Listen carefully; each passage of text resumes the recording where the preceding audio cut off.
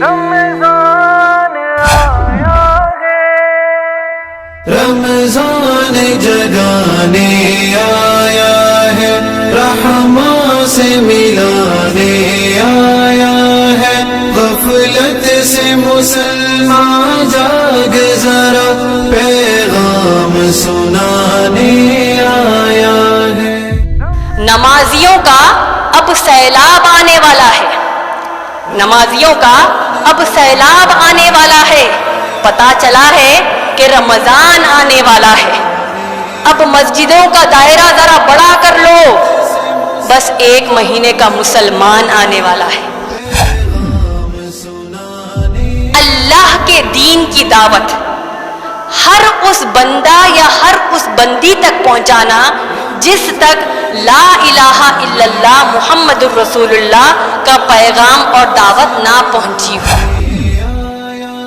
جب آپ لوگوں کو اسلام کی دعوت پیش کرتے ہیں، اس کی اتنی بڑی فضیلت بتائی کہ محمد صلی اللہ علیہ وسلم ہمارے حق میں دعا کریں گے۔ سوچئے، ماں باپ ہمارے لیے، ہماری اچھائی کے لیے جب دعا کرتے ہیں، دنیاوی ہی دعا کر دیتے ہیں تو ہم کتنا خوش ہو جاتے ہیں، آخرت کی دعا کر دیتے تو ہم کتنا زیادہ خوش ہوتے ہیں۔ رسول اللہ صلی اللہ علیہ وسلم دعا کرتے ہیں، اے اللہ، اس رمضان میں ہم کو یہ کام کرنا ہوگا انشاءاللہ کہ روزانہ اگر ہم 5 اللہ کے نام عربی میں اور اس کا آپ کی مادری زبان میں اس کے ترجمے کے ساتھ اگر آپ حفظ کر لیں گے تو ماشاءاللہ 20ویں روزے تک، 20th روزے تک آپ کو پورے 99 نیمز، پورے 99 نام یاد ہو جائیں گے ماشاءاللہ۔ اس قرآن سے آپ اپنے آپ کو اس طرح جڑا لو جس طرح سورج سے روشنی جڑی ہوتی ہے، جس طرح زبان منہ سے جڑی ہوتی ہے، جس طرح ہاتھ اور پاؤں جسم سے جڑے ہوتے ہیں۔ ورنہ غور کیجئے، اگر سورج نہیں تو روشنی ہی نہیں، اگر زبان نہیں تو بات چیت ہی نہیں، اور ویسے ہی اگر ہاتھ پاؤں نہیں تو پھر باقی کا جسم کوئی کام کاج کا نہیں۔ ویسے ہی اگر قرآن کسی مسلمان کی زندگی میں نہیں تو وہ مسلمان ہی نہیں۔ قرآن کی طاقت کا اندازہ لگائیے کہ شفاعت کا جو اللہ نے اتنا بڑا اعزاز محمد صلی اللہ علیہ وسلم کو دیا ہے کہ اللہ شفاعت قبول کریں گے محمد صلی اللہ علیہ وسلم کی انشاءاللہ، اور ہم وہ امید میں رہیں گے کہ ہمارے لیے شفاعت ہو، لیکن جن مسلمانوں کو قرآن نے جہنم میں قید کر دیا، اللہ کے رسول صلی اللہ علیہ وسلم کہتے ہیں میں ان کی شفاعت نہیں کر سکتا۔ اور رسول اس دن کہیں گے، اے میرے رب، اِنَّا قَوْمِ اتَّخَذُوا هَذَا الْقُرْآنَ مَحْجُورًا، اے اللہ، یہ میری امت کے وہ لوگ ہیں، یہ میری امت کے وہ مسلمان ہیں جنہوں نے اس قرآن سے منہ پھیر لیا تھا، اس قرآن سے دوری اختیار کر لی تھی، اس قرآن سے نہیں جڑے تھے۔ یہ کتنی شرم کی بات ہے، کتنی بے حیائی کی بات ہے، اور افسوس کی بات ہے میری بہنوں کہ ہم ہمارے نبی، ہمارے رسول محمد صلی اللہ علیہ وسلم کی پاک دامن بیویوں کے نام نہیں جانتے، اور اللہ کے رسول محمد صلی اللہ علیہ وسلم کی اولاد کے نام بھی نہیں جانتے۔ ان کے نام یاد رکھنا تو دور کی بات ہے، ان کے نام جاننا تو دور کی بات ہے، ہم اتنا بھی نہیں جانتے کہ جملہ کتنی بیویاں محمد صلی اللہ علیہ وسلم کی تھیں اور کتنی اولاد تھی۔ کوئی بھی قسم کا آوارہ حرکت کرنے والا یا آوارہ حرکت کرنے والی، زنا کرنے والا یا زنا کرنے والی، اس رمضان گڑ گڑا کر سچے دل سے اللہ سے توبہ کیجئے کہ اب نہ زنا نہیں کریں گے، اب انشاءاللہ کوئی آوارہ پن نہیں ہوگا۔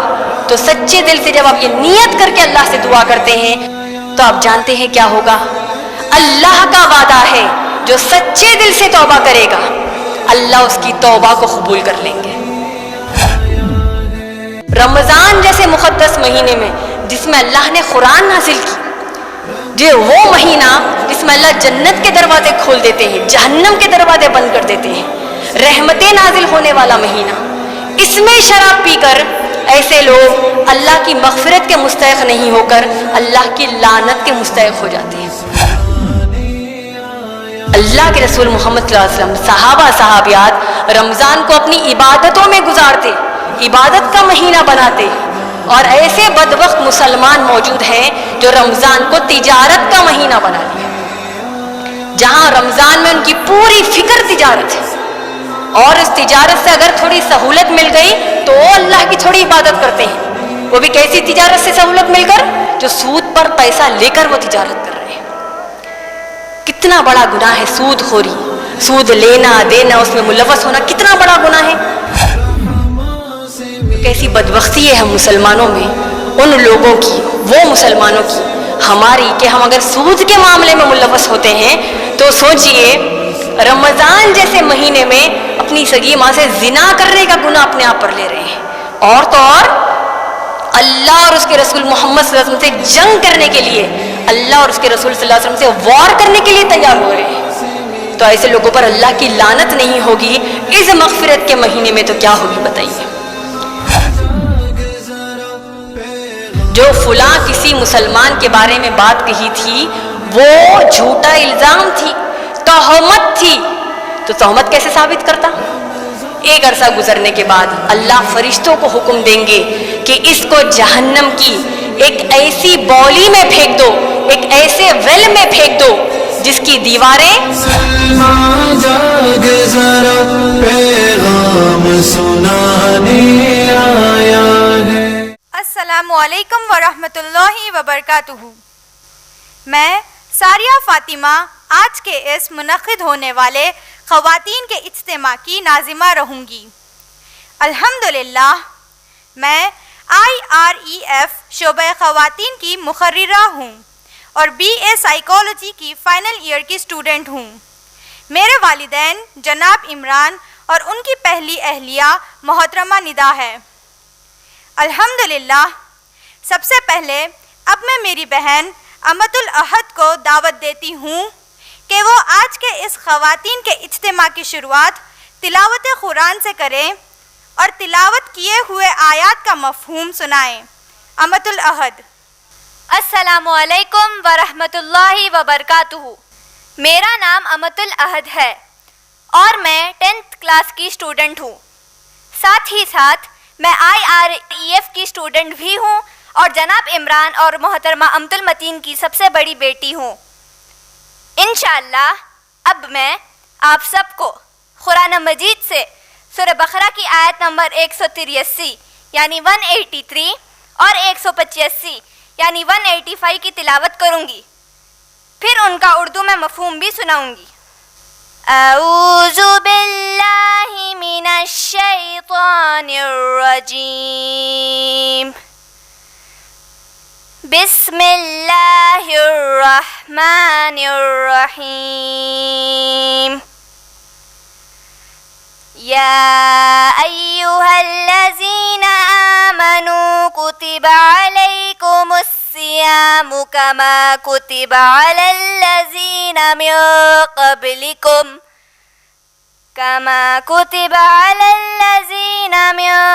قبلکم لعلکم تتقون۔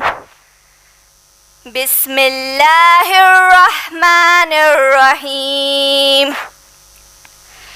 شہر رمضان الذی انزل فیہ القرآن ہدی للناس وبینات من الہدی والفرقان۔ ترجمہ: اے مسلمانوں، تم سب پر روزے فرض کیے گئے ہیں جس طرح تم سے پہلے کی امتوں پر فرض کیے گئے تھے تاکہ تم لوگ اللہ کا تقوی حاصل کر سکو۔ رمضان ہی وہ مہینہ ہے جس میں قرآن نازل ہوا جو ساری انسانیت کے لیے ہدایت ہے اور کھلی ہدایت اور حق اور باطل میں فرق کرنے والی کتاب ہے۔ جزاک اللہ خیر۔ السلام علیکم ورحمۃ اللہ وبرکاتہ۔ بسم اللہ الرحمن الرحیم۔ آپ سب کو میں IREF کا بنیادی تعارف دینا چاہتی ہوں۔ IREF یعنی Islamic research and educational foundation ایک اسلامی دعوتی ادارہ ہے جس کے بانی و صدر جناب عمران ہیں۔ IREF کا بنیاد ہمارے اس دور کے سب سے مشہور اور معروف مبلغ دین شیخ احمد دیدات کے کام کے نہج پر رکھا گیا ہے۔ شیخ احمد دیدات سے متاثر ہو کر جناب عمران نے اسلامی دعوتی کام کو IREF کے ذریعے شروع کیا۔ IREF Islamic research and educational foundation اپنے شہر حیدرآباد میں سن 1998 یعنی 1998 عیسوی میں حکومت ہندوستان سے اجازت لے کر شروع کیا گیا ہے۔ الحمدللہ IREF کا بنیادی مقصد ماشاءاللہ اسلام کی تبلیغ کرنا اور تشہیر کرنا ہے اور لوگوں کو اسلام کی دعوت پیش کرنا ہے۔ IREF کا نصب العین قرآن اور حدیث بفہم اور منہج صحابہ اکرام رضی اللہ تعالی عنہم اجمعین ہے۔ آئیے اب میں آپ سب کو ہماری آج کی مقررہ محترمہ امت المتین کا مختصر تعارف دوں گی۔ محترمہ امت المتین BSc جینیٹکس کی طالبہ ہیں اور انہوں نے جب جولائی 2005 عیسوی یعنی 2005 میں جناب عمران سے دوسری بیوی کی حیثیت سے نکاح کیا تو اس کے بعد سے اللہ کی طرف سے یہ ممکن ہو پایا کہ IREF کے شعبہ خواتین کے ذریعے مخصوص توجہ کے ساتھ خواتین میں دین اسلام کی دعوت کا کام کیا جاتا ہے۔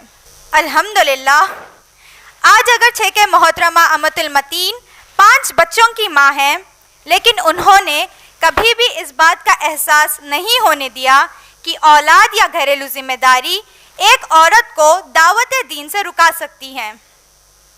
ماشاءاللہ جناب عمران کی طرح محترمہ امت المتین انگریزی اور اردو زبان میں تقاریر کرتی ہیں اور ان کے تقاریر کے ویڈیوز بھی جناب عمران کی تقاریر کے ساتھ آپ لوگ youtube.com/IREF ویڈیوز پر دیکھ سکتے ہیں۔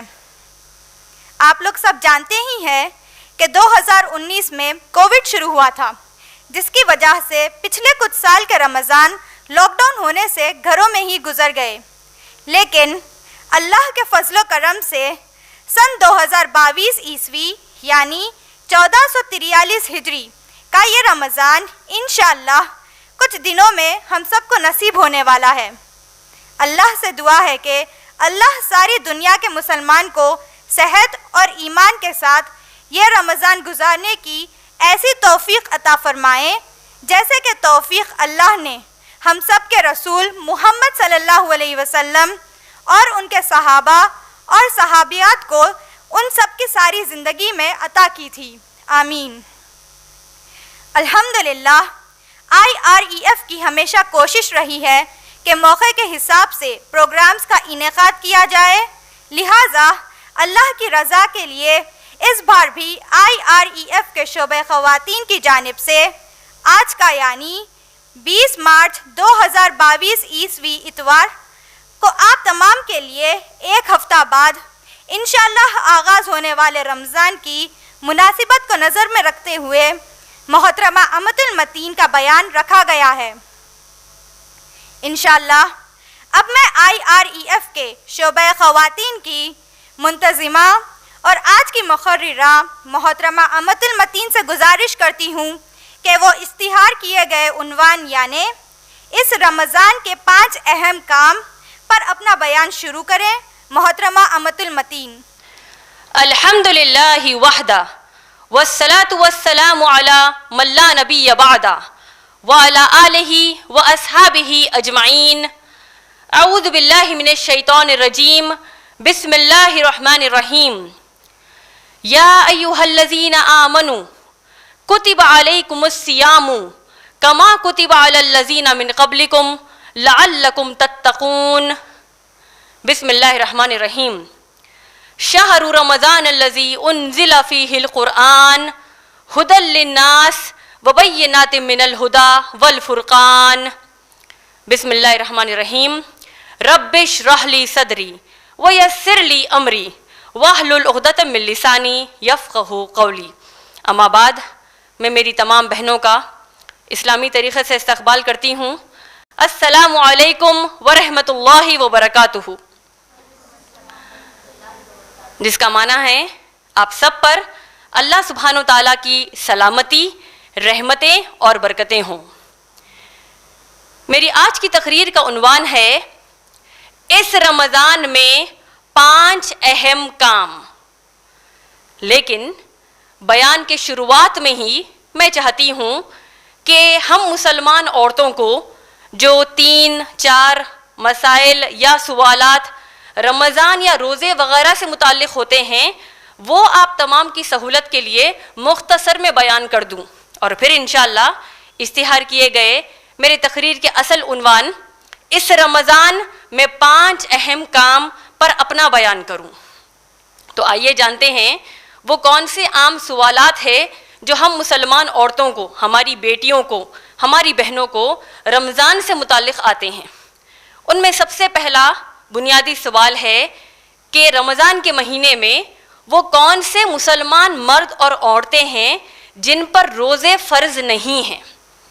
جب آپ قرآن مجید کا مطالعہ کرتے ہیں، سورہ بقرہ سورہ نمبر 2 آیت نمبر 184 اور آیت نمبر 185، یعنی سورہ بقرہ سورہ نمبر 2 آیت نمبر 184 اور 185 میں اللہ سبحانہ تعالیٰ نے ان تمام قسموں کے مرد اور عورتوں کا ذکر کیا جس پر اللہ نے روزے فرض نہیں رکھا، جیسے کہ اگر کوئی نابالغ ہو یا ذہنی مریض ہو یا پھر کوئی ایسی مستقل بیماری میں، ایسی سخت پرماننٹ بیماری میں مبتلا ہوں کہ اس بیماری کی وجہ سے ان کو دن بھر میں دواؤں کا اور غذا کا ان کو روزے کے اوقات میں بھی استعمال کرنا پڑتا ہو، اور اگر وہ اس حالت میں روزہ رکھیں گے تو ڈاکٹر سرٹیفائی کر دے، تصدیق کر دے کہ ان کی جان کو نقصان ہو سکتا ہے۔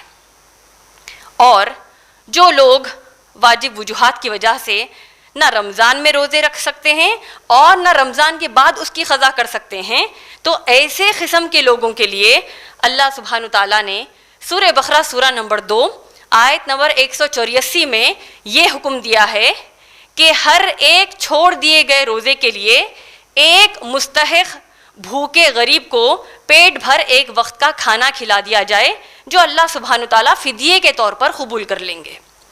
لیکن اگر بیماری مستقل نہ ہو یعنی پرماننٹ نہ ہو بلکہ عارضی ہو یعنی ٹیمپرری ہو، اور یہ بیماری رمضان کے دوران لگ جائے، تو پھر شفا ہوتے ہی جتنے روزے چھوٹے ہیں ان کی قضا کرنا لازم ہے، اور اگر قضا نہیں کریں گے تو ان کو اتنا ہی گناہ ملے گا جتنا کہ جان بوجھ کر روزہ چھوڑنے پر کسی صحت مند مسلمان مرد یا عورت کو ہوگا۔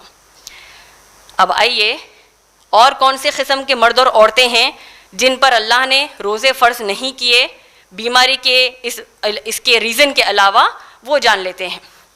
اور یہ تمام وہ قسم کے لوگ ہیں کہ اگرچہ وقتیہ وہ رمضان کے روزوں کی ان کو چھوٹ ہے لیکن بعد میں روزے رکھنا ان کے لیے لازم ہے، اور اگر یہ بعد میں اس کی قضا نہیں کریں گے تو اتنا ہی ان کو گناہ ملے گا جتنا کہ جان بوجھ کر روزہ چھوڑنے پر کسی صحت مند مسلمان مرد یا عورت کو ہوگا۔ ان میں آپ غور کریں گے اللہ نے جو قرآن مجید میں سورہ بقرہ سورہ نمبر 2 آیت نمبر 184 اور آیت نمبر 185، اور اسی طریقے سے صحیح بخاری جلد نمبر 3 حدیث نمبر 1946، یعنی صحیح بخاری والیوم نمبر 3 حدیث نمبر 1946 میں قسم کے مرد اور عورتوں کا ذکر کیا کہ جو مسلمان مرد یا عورتیں رمضان کے دوران سفر کر رہے ہیں تو ان کو روزہ رکھنے کی چھوٹ ہے لیکن بعد میں قضا کریں گے۔ اسی طریقے سے وہ عورتیں جن کو رمضان کے مہینے میں حیض آ جائے، یا وہ عورتیں جن کو رمضان کے مہینے میں اولاد پیدا ہو، تو پاکی کا غسل لینے کے بعد اگر رمضان ہی چل رہا ہے تو باقی کے روزے رہیں گے، اور جتنے روزے چھوٹ گئے ان کی قضا کرنا لازم ہے، اور میری بہنوں اگر قضا نہیں کریں گے تو اتنا ہی گناہ ملے گا جتنا کہ جان بوجھ کر روزہ چھوڑنے پر کسی صحت مند مسلمان مرد یا عورت کو ہوگا۔ جو مائیں حمل سے ہوں یعنی پریگننٹ ہوں یا اولاد کو اپنا دودھ پلاتی ہوں، اور ان دونوں حالات میں روزہ رکھنے پر وہ شدت کی کمزوری محسوس کرتی ہیں، تو ڈاکٹر اگر ان کو سرٹیفائی کر دیں یا ڈاکٹر تصدیق کر دیں کہ اگر یہ اس حالت میں روزہ رکھیں گی تو پھر ان کی جان کو نقصان ہو سکتا ہے، یا حمل گر سکتا ہے یعنی مسکیریج ہو سکتا ہے، یا اسی طریقے سے بچے کے لیے دودھ اتنا کم ہو جائے گا کہ پینے والے بچے کو بھوکا رکھنا پڑے گا، تو ڈاکٹر سے مشورہ لینے کے بعد ہی ایسی قسم کی عورتیں رمضان کے روزے چھوڑ سکتی ہیں۔ لیکن جتنے روزے چھوٹے ہیں ان کی قضا کرنا لازم ہے۔ اگر قضا نہیں کریں گے تو اتنا ہی گناہ ملے گا جتنا کہ جان بوجھ کر روزہ چھوڑنے پر کسی صحت مند مسلمان مرد یا عورت کو ہوگا۔ تو یہ عام طور پر پوچھے جانے والا پہلا سوال ہے، کون سے قسم کے مرد اور عورتوں پر روزہ فرض نہیں ہے۔ آئیے دیکھتے ہیں اسی طرح دوسرا عام طور پر پوچھے جانے والا سوال رمضان سے متعلق کیا ہے۔ وہ یہ ہے کہ کون سی بنیادی چیزوں سے روزہ ٹوٹ جاتا ہے۔ آپ غور کیجئے، پہلی بنیادی وجہ جس سے روزہ ٹوٹ جاتا ہے وہ ہے جان بوجھ کر کچھ کھا لینا یا پی لینا، اس سے روزہ ٹوٹ جاتا ہے۔ لیکن اگر غلطی سے کچھ کھایا پی لیا اس سے روزہ نہیں ٹوٹتا۔ اس کی دلیل آپ کو صحیح بخاری جلد نمبر 3 حدیث نمبر 1933 میں مل جائے گی، یعنی صحیح بخاری والیوم نمبر 3 حدیث نمبر 1933 میں آپ کو مل جائے گی۔ دوسری بنیادی وجہ، اگر کوئی مسلمان شوہر اور بیوی روزے کی حالت میں ہم بستری کرتے ہیں یعنی سیکشل انٹرکورس کرتے ہیں، یا ایک دوسرے کے اس طرح روزے کی حالت میں قریب آ جائیں جس سے منی خارج ہو جائے تو روزہ ٹوٹ جاتا ہے۔ یا کوئی بھی مسلمان مرد یا عورت روزے کی حالت میں کوئی بھی ایسا طریقہ اختیار کریں جس سے منی خارج ہو جاتی ہے تب بھی روزہ ٹوٹ جاتا ہے۔ اور ایک اہم بات یہاں جو قابل غور ہے وہ یہ ہے کہ اگر کوئی مسلمان روزے کی حالت میں سو رہا ہو یا سو رہی ہو اور نیند میں احتلام ہو جائے یعنی ویٹ ڈریم آ جائے تو اس سے روزہ نہیں ٹوٹتا، کیونکہ نیند میں منی خارج ہو جانا، ویٹ ڈریم آنا، یہ روزے دار کے اختیار کے باہر کی چیز ہے۔ اسی طریقے سے تیسری بنیادی چیز جس سے روزہ ٹوٹ جاتا ہے وہ ہے ان دواؤں کا استعمال کرنا جو آپ کے حلق کے اس حصے سے داخل کی جائیں جہاں سے آپ کا کھانا اور پانی داخل ہوتا ہے، یعنی ہمارے فوڈ پائپ سے اگر کوئی دوائیں جاتی ہیں اس سے روزہ ٹوٹ جاتا ہے۔ لیکن ایسے آئی وی فلوئڈز وغیرہ جو آپ علاج کے خاطر رگوں میں جو دیے جاتے ہیں اس کی اجازت ہے، لیکن ایسے آئی وی فلوئڈز جیسے کہ گلوکوز چڑھانا یا پروٹین کے انجیکشنز وغیرہ لینا جس سے کمزوری دور ہو جائے اور طاقت آئے، یعنی اینی تھنگ فار نیوٹریشن، یہ سب حرام ہے، اس سے روزہ ٹوٹ جاتا ہے۔ تو یہ بنیادی دوسرا پہلو تھا کہ کون سی چیزوں سے روزہ ٹوٹ جاتا ہے۔ آئیے دیکھتے ہیں تیسرا عام طور پر پوچھے جانے والا سوال رمضان یا روزے سے متعلق کیا ہے۔ وہ ہے رمضان میں زکوٰۃ ادا کرنا۔ رمضان کے مہینے میں ہی زکوٰۃ ادا کی جائے، اس کی قرآن اور حدیث سے ہم کو کوئی دلیل نہیں ملتی، بلکہ زکوٰۃ کا تو حکم اللہ نے قرآن میں سورہ بقرہ سورہ نمبر 2 آیت نمبر 43، سورہ بقرہ سورہ نمبر 2 آیت نمبر 110، اسی طریقے سے سورہ بقرہ سورہ نمبر 2 آیت نمبر 177، سورہ بقرہ سورہ نمبر 2 آیت نمبر 277، سورہ نساء سورہ نمبر 4 آیت نمبر 162، سورہ مائدہ سورہ نمبر 5 آیت نمبر 55، اور اسی طریقے سے سورہ توبہ سورہ نمبر 9 آیت نمبر 60 میں زکوٰۃ کا حکم آیا ہے۔ اسی طریقے سے جب آپ صحیح بخاری پڑھتے ہیں جلد نمبر 2 حدیث نمبر 1395 سے حدیث نمبر 1512، یعنی بخاری شریف جلد نمبر 2 حدیث نمبر 1395 سے حدیث نمبر 1512 تک تفصیلات میں زکوٰۃ کے مسائل اللہ کے رسول محمد صلی اللہ علیہ وسلم کی احادیث مبارکہ میں ہم کو ملتے ہیں۔ اسی طریقے سے جب آپ صحیح مسلم پڑھتے ہیں جلد نمبر 3 حدیث نمبر 2263 سے لے کر حدیث نمبر 2454 تک، یعنی صحیح مسلم جلد نمبر 3 والیوم نمبر 3 حدیث نمبر 2263 سے لے کر حدیث نمبر 2494 تک زکوٰۃ کے تفصیلات آئے ہیں۔ اب رہا مسئلہ ان لوگوں کا جو رمضان کے مہینے میں زکوٰۃ نکالتے ہیں، تو میں ایک بات واضح طور پر ہماری بالغ مسلمان بہنوں اور عورتوں کو بتانا چاہتی ہوں، وہ یہ ہے کہ اگر آپ کی ملکیت میں یعنی آپ کی اونرشپ میں یعنی آپ مالک ہیں ایسے سونے یا سونے کے زیورات کی، یعنی گولڈ یا گولڈ جیولری جو آپ کے پاس ہو اور وہ 87 گرامز منیمم ہو، 87 گرام منیمم ہو، یا اس کے برابر کی رقم یعنی پیسہ آپ کے پاس ہو، اور یہ پیسہ یا یہ جیولری یا یہ سونا آپ کے پاس ایک قمری سال ہو، 1 لونار ایئر تک ہو، تو پھر اس سونے پر یا اس کے برابر کی قیمت کے پیسے پر زکوٰۃ نکالنا 2.5%، 2.5%، جو قرآن میں اللہ نے سورہ توبہ سورہ نمبر 9 آیت نمبر 60 میں 8 جگہوں کا ذکر کیا ہے، وہاں زکوٰۃ نکالنا فرض ہے۔ اس سے ایک بات تو میں نے واضح کر دی کہ اگر کوئی مسلمان بہن یہ سوچتی ہے، یہ غلط فہمی دور ہو جائے کہ اگر مال عورت کا ہے، سونا عورت کا ہے، عورت کی ملکیت کی کوئی چیز ہے، تو اس عورت کا سگا باپ، سگا بھائی، سگا بیٹا یا شوہر زکوٰۃ ادا کرے گا، تو یہ 100% غلط بات ہے، یہ 100% غلط بات ہے۔ کیوں؟ کیونکہ جس کا مال ہے اس کو زکوٰۃ نکالنا ہے۔ مال اگر مرد کا ہوگا تو مرد زکوٰۃ ادا کرے گا، مال اگر عورت کا ہوگا تو عورت زکوٰۃ ادا کرے گی۔ یہ دلیل کہ عورت کو خود کی زکوٰۃ نکالنا ہے آپ کو صحیح بخاری جلد نمبر 2 حدیث نمبر 1462 میں مل جائے گی، یعنی صحیح بخاری والیوم نمبر 2 حدیث نمبر 1462 میں مل جائے گی۔ ہاں، اگر کوئی مسلمان عورت کا باپ، بیٹا یا بھائی یا اس کا شوہر اس مسلمان عورت کی طرف سے زکوٰۃ ادا کرنا چاہتے ہیں تو الحمدللہ اجازت ہے، اور یہ اس مسلمان عورت پر احسان ہوگا ماشاءاللہ۔ تو یہ بنیادی باتیں زکوٰۃ کے مسئلے پر تھیں۔ آئیے چوتھا عام طور پر پوچھے جانے والا سوال رمضان کے تعلق سے جو ہے وہ آپ سب کو بتا دوں۔ وہ سوال کیا ہے کہ کیا مسلمان عورتیں تراویح، اعتکاف اور عید کی نماز کے لیے مسجد اور عیدگاہ جا سکتی ہیں یا نہیں؟ بے شمار دلائل موجود ہیں کہ ہماری صحابیات رضی اللہ تعالی عنہم اجمعین مسجد کو جا کر تراویح کی نماز ادا کرتی تھی، سوائے اس کے کہ وہ شرعی طور پر ناپاکی کی حالت میں ہوں۔ تو تراویح کا ایک ماشاءاللہ مسئلہ ہم کو کلیئر ہو گیا۔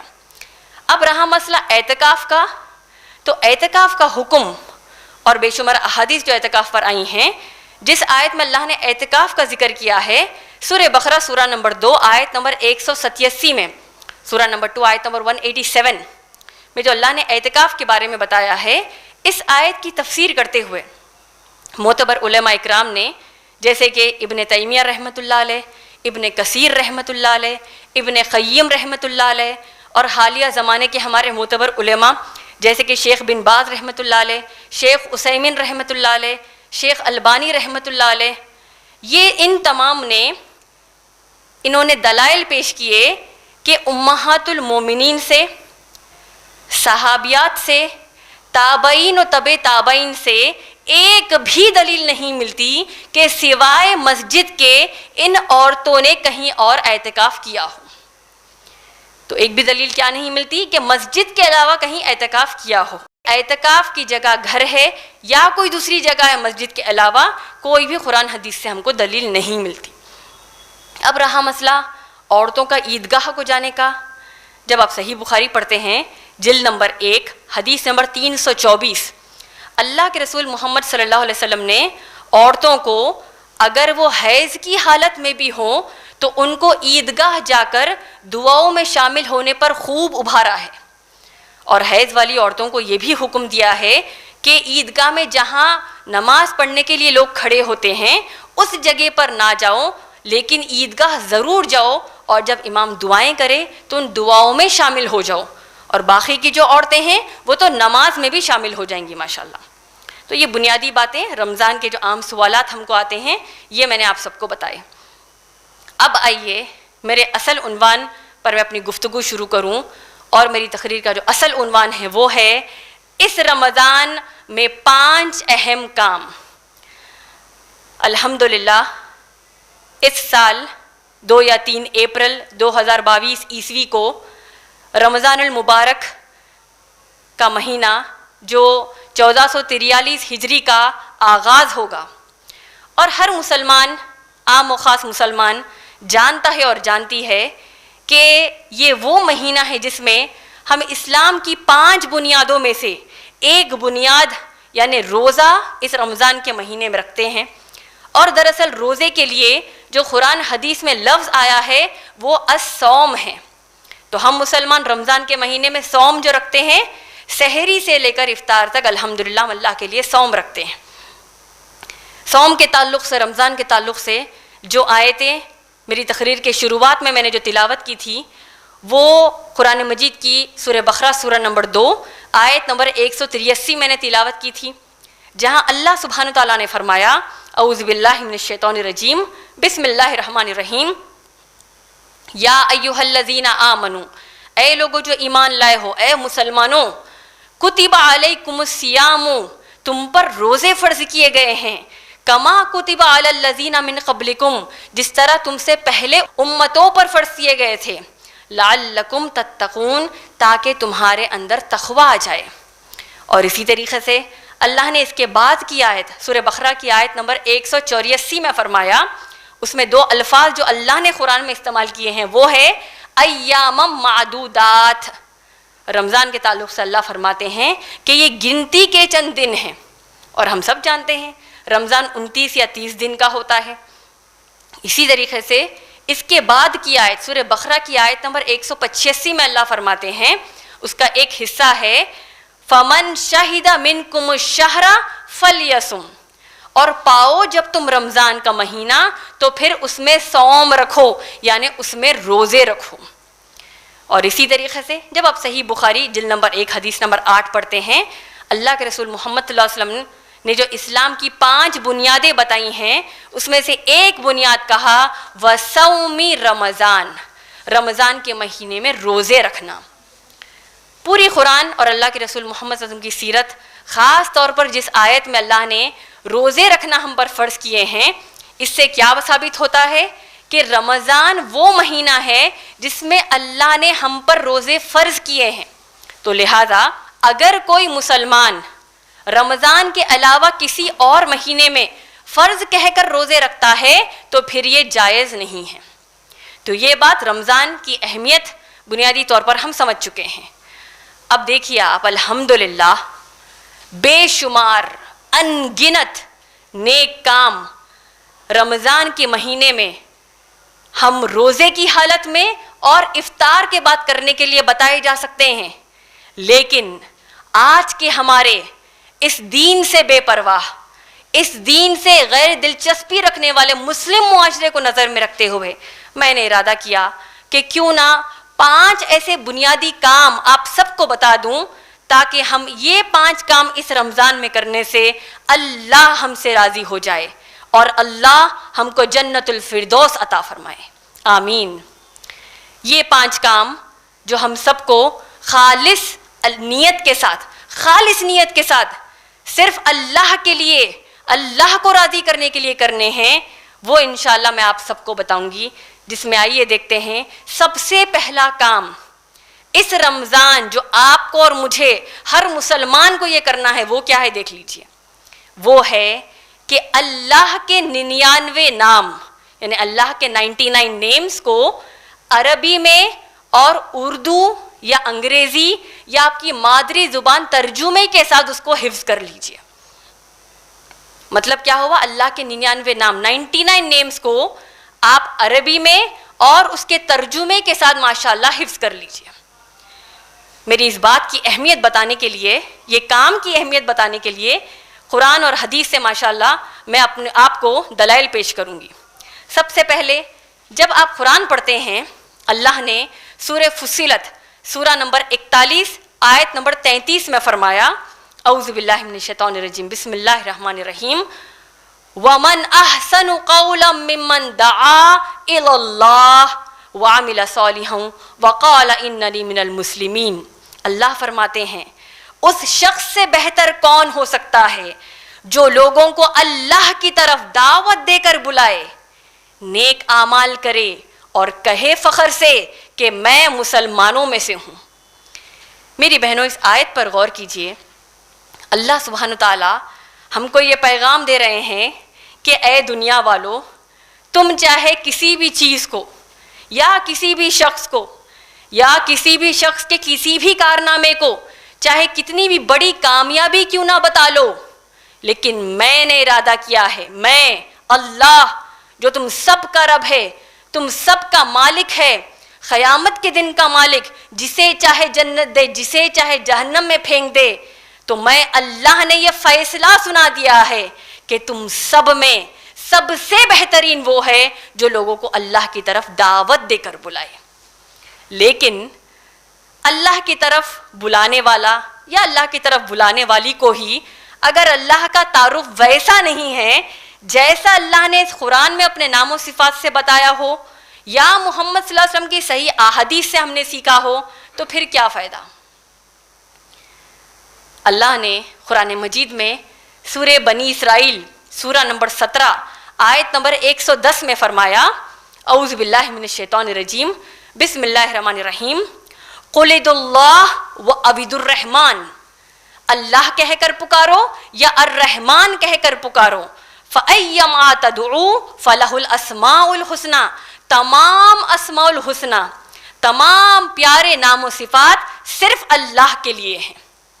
اس آیت کو سمجھنے کے لیے دو بنیادی باتیں سمجھنا ہم سب کے لیے بڑا ضروری ہے۔ سب سے پہلی بات یہ کہ اللہ سبحانہ تعالیٰ کے جو نام قرآن مجید میں آئے ہوں اور جو نام سے اللہ کے رسول محمد صلی اللہ علیہ وسلم نے اللہ کو احادیث میں پکارا ہو، اس کے علاوہ ہم کوئی اور نام یا صفت اللہ کے لیے استعمال نہیں کر سکتے۔ ایک بار پھر سے دوہرا دیتی ہوں، قرآن میں جو ناموں سے اللہ نے اپنے آپ کو پکارا ہو اور جن نام و صفات سے محمد صلی اللہ علیہ وسلم نے احادیث میں اللہ کو پکارا ہو، اس کے علاوہ ہم کوئی اور نام یا صفت سے اللہ کو نہیں پکار سکتے، چاہے وہ نام ہم کو کتنا بھی پسند کیوں نہ آ جائے اور چاہے وہ نام ہمارے معاشرے میں کتنا بھی عام کیوں نہ ہو۔ مثال کے طور پر ہندوستان، پاکستان، افغانستان، بنگلہ دیش، ایران وغیرہ کے علاقوں میں خدا نام اللہ کے لیے بہت زیادہ استعمال ہوتا ہے، اور جب آپ غور کرتے ہیں تو پتہ چلتا ہے کہ یہ خدا نام قرآن کی کسی آیت میں نہیں آیا اور نہ اللہ کے رسول محمد صلی اللہ علیہ وسلم کی سیرت میں کسی بھی صحیح حدیث میں موجود ہے۔ تو پھر یہ غلطی ہم سے کیوں ہو رہی ہے کہ ہم اللہ کو خدا کہہ رہے ہیں، خدا حافظ کہہ رہے ہیں؟ یہ غلطی کیوں ہو رہی ہے؟ وہ اسی لیے ہو رہی ہے کہ مسلمانوں میں 99.99% 99.99% مسلمان آج کے اللہ کے جو پورے نام و صفات قرآن حدیث میں آئے ہیں ان سے پوری طریقے سے واقف ہی نہیں ہے۔ تو یہ بات ہم کو جاننا ضروری ہے کہ اللہ کو انہی نام اور صفات سے ہم پکاریں گے جو قرآن میں اور احادیث میں آئے ہوں۔ جن علماء نے اللہ کے جو تمام نام اور تمام صفات قرآن اور اللہ کے رسول محمد صلی اللہ علیہ وسلم کی سیرت میں آئے ہوں ان کو جمع کیا تو ماشاءاللہ 110 سے زیادہ نام و صفات ان علماء اکرام نے ماشاءاللہ جمع کر دیا، جن میں قابل ذکر نام شیخ عثیمین رحمۃ اللہ علیہ کا ہے۔ میری اس بات سے آپ لوگوں کی یہ غلط فہمی دور ہو گئی ہوگی کہ اللہ کے صرف 99 نام ہیں، اللہ کے صرف 99 نیمز ہیں، کیونکہ میں نے 110 سے زیادہ علماء نے جمع کیا یہ بتایا۔ تو ہم اکثر کیوں سمجھتے ہیں کہ اللہ کے صرف 99 نیمز ہیں؟ ایک اللہ کے رسول محمد صلی اللہ علیہ وسلم کی حدیث کو غلط سمجھنے کی وجہ سے یہ غلط فہمی عام ہو رہی ہے۔ کون سی حدیث؟ جب آپ صحیح بخاری پڑھتے ہیں جلد نمبر 9 حدیث نمبر 7392 یعنی والیوم نمبر 9 حدیث نمبر 7392، اللہ کے رسول محمد صلی اللہ علیہ وسلم نے فرمایا اللہ کے 99 نام ہیں، اللہ کے 99 نیمز ہیں، جو کوئی جنہیں سمجھ کر حفظ کر لے تو اللہ اس کو جنت میں ڈال دے گا۔ غور کیجئے، اس حدیث میں اللہ کے رسول محمد صلی اللہ علیہ وسلم نے یہ نہیں کہا کہ اللہ کے صرف 99 نام ہیں۔ حدیث کو معتبر علماء اس کو سمجھاتے ہوئے، اس کی تشریح کرتے ہوئے بتاتے ہیں کہ تمام نام جو اللہ کے قرآن میں اور اللہ کے رسول محمد صلی اللہ علیہ وسلم کی سیرت میں آئے ہیں، وہ تمام نام و صفات میں سے جو کوئی 99 نام یاد کر لے، 99 نام سے یاد کر لے، ان کو سمجھ کر اللہ اس کو جنت دے دے گا۔ تو یہ اس حدیث کو ہم کو سمجھنا چاہیے۔ اب انشاءاللہ اس رمضان میں جو اللہ ہم کو نصیب کرے، پورا رمضان ہم کو نصیب کرے، آمین، اس رمضان میں ہم کو یہ کام کرنا ہوگا انشاءاللہ کہ روزانہ اگر ہم 5 اللہ کے نام عربی میں اور اس کا آپ کی مادری زبان میں اس کے ترجمے کے ساتھ اگر آپ حفظ کر لیں گے تو ماشاءاللہ 20ویں روزے تک 20th روزے تک آپ کو پورے 99 نیمز پورے 99 نام یاد ہو جائیں گے ماشاءاللہ. اور اس کا ایک بہت بڑا فائدہ کیا ہوگا میری بہنوں کہ آپ لوگ تاخراتوں میں ان نام و صفات سے اللہ کو آپ کی دلی مرادیں اور دعاؤں میں قبول کروا سکتے ہیں ماشاءاللہ. جن بہنوں کو اللہ کے 99 نیمز اللہ کے 99 نام کی لسٹ چاہیے تو آپ لوگ انشاءاللہ IREF کا جو واٹس ایپ نمبر ہے اس پر ریکویسٹ مانگ سکتے ہیں. ریکویسٹ کیجیے, آپ کو انشاءاللہ وہ لسٹ مل جائے گی, میسیج کر دیجیے. IREF کا جو واٹس ایپ نمبر ہے وہ ہے 9989031373 یعنی 9989031373.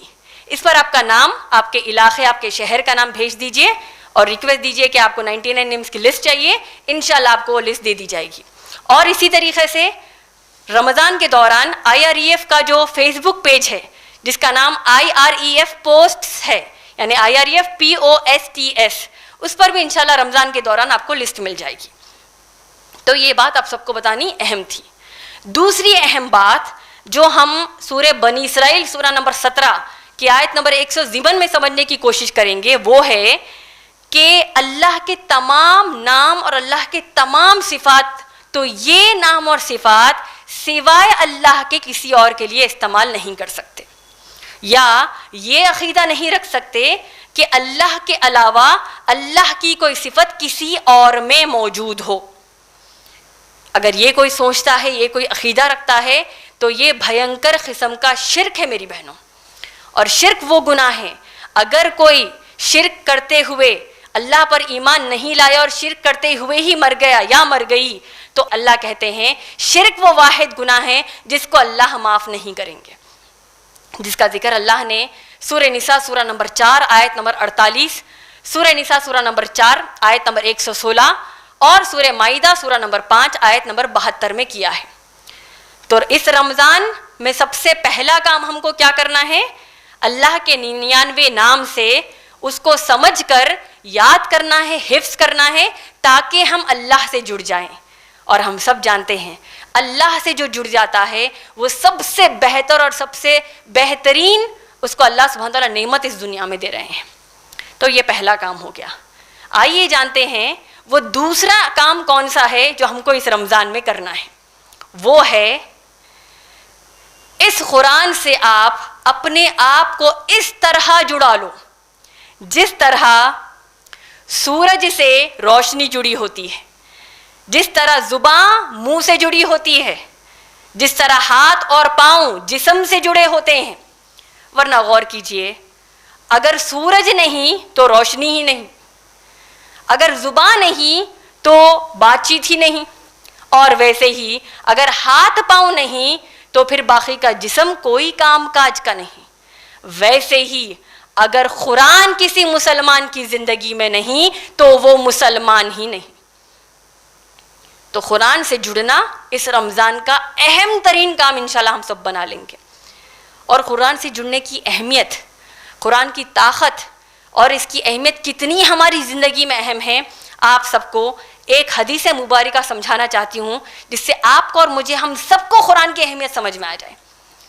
اللہ کے رسول محمد صلی اللہ علیہ وسلم قیامت میں جس کی شفاعت کے لیے ہم مسلمان تڑپیں گے کہ محمد صلی اللہ علیہ وسلم ہماری اللہ سے شفاعت کر دے, ایسے رحمت للعالمین نبی محمد صلی اللہ علیہ وسلم قیامت کے دن کہیں گے کہ وہ مسلمان جن کو جہنم میں قرآن نے قید کر دیا ہے میں ان کی شفاعت نہیں کر سکتا.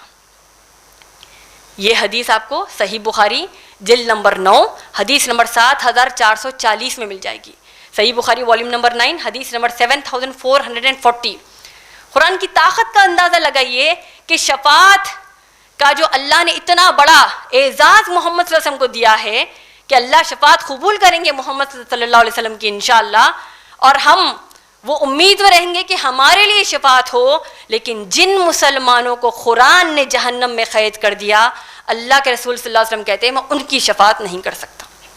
اور پوری قرآن میں اللہ کے رسول صلی اللہ علیہ وسلم کی شفاعت سے متعلق کوئی ایسی مخصوص آیت نہیں ہے کہ اللہ نے کہا کہ محمد صلی اللہ علیہ وسلم کسی کے حق میں شفاعت کریں گے.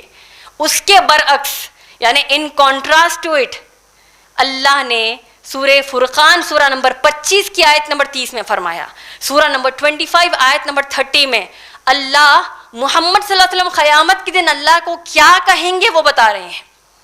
اللہ فرماتے ہیں اعوذ باللہ من الشیطان الرجیم بسم اللہ الرحمن الرحیم وقال الرسول یا ربی, اور رسول اس دن کہیں گے اے میرے رب انا قوم اتخذوا ھذا القرآن مہجورا, اے اللہ یہ میری امت کے وہ لوگ ہیں, یہ میری امت کے وہ مسلمان ہیں جنہوں نے اس قرآن سے منہ پھیر لیا تھا, اس قرآن سے دوری اختیار کر لی تھی, اس قرآن سے نہیں جڑے تھے. تو سوچئے محمد صلی اللہ علیہ وسلم اتنی بڑی بات کہیں گے کہ ہم چاہتے ہیں کہ محمد صلی اللہ علیہ وسلم ہمارے لیے شفاعت کرے, محمد صلی اللہ علیہ وسلم ہمارے خلاف گواہی دیں گے اگر آپ اس قرآن سے نہیں جڑے.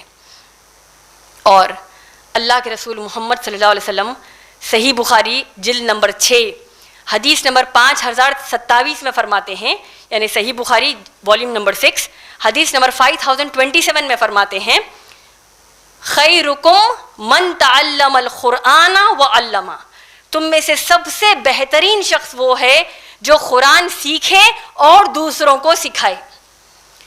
غور کیجئے محمد صلی اللہ علیہ وسلم نے یہ نہیں کہا کہ جس نے قرآن کو حفظ کیا, یاد کر لیا مکمل قرآن کو, وہ سب سے بہترین نے نہیں کہا, سب سے بہترین اس شخص کو کہا جو قرآن سیکھے اور دوسروں کو سکھائے.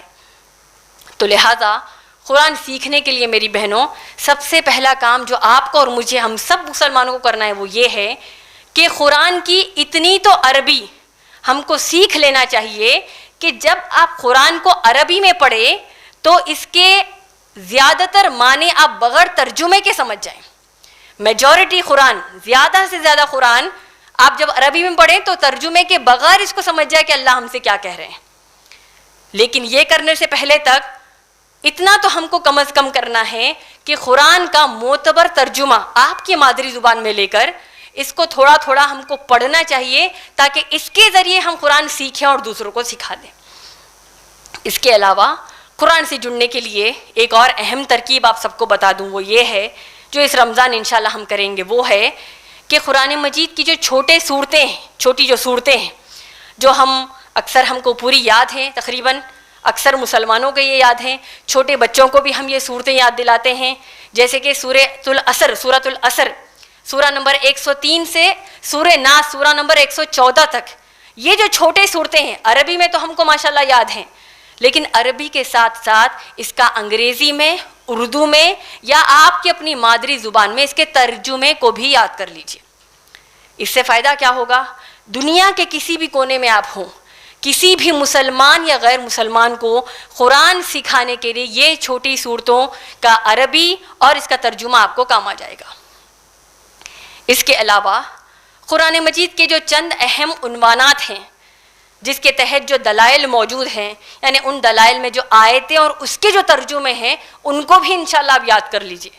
مثال کے طور پر توحید کا ذکر, اللہ کی وحدانیت, توحید اللہ کا ذکر جو قرآن میں آیا ہے, جو خالص اللہ کا ذکر جس میں آیا ہے وہ ہے سورہ اخلاص سورہ نمبر 112 آیت نمبر 1 سے 4.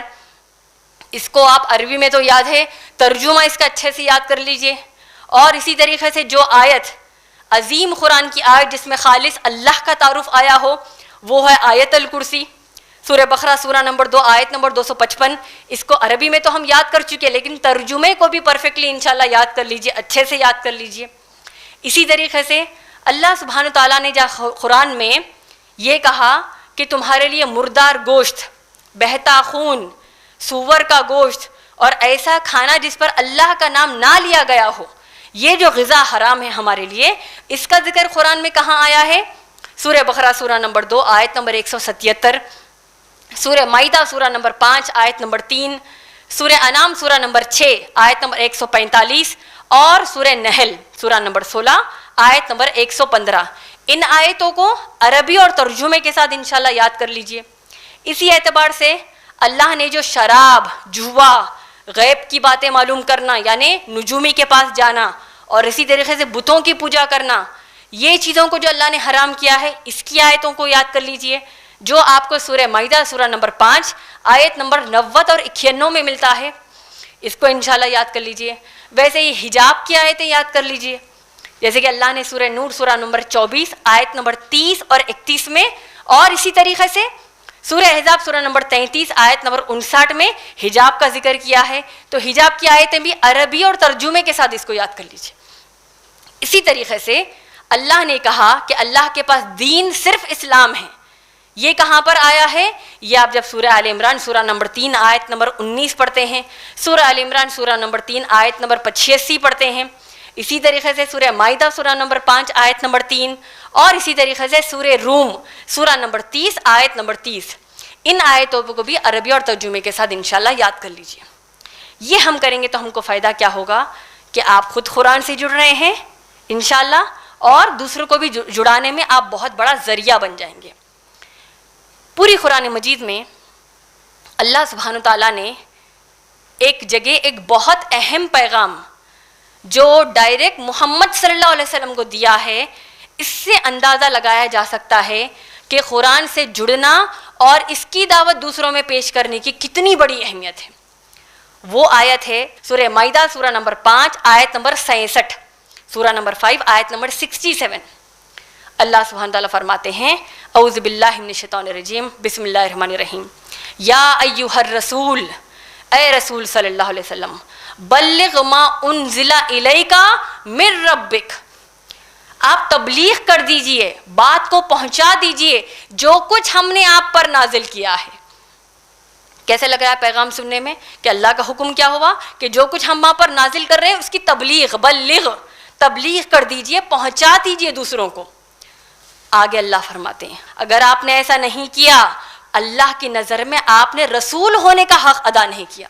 اللہ اکبر.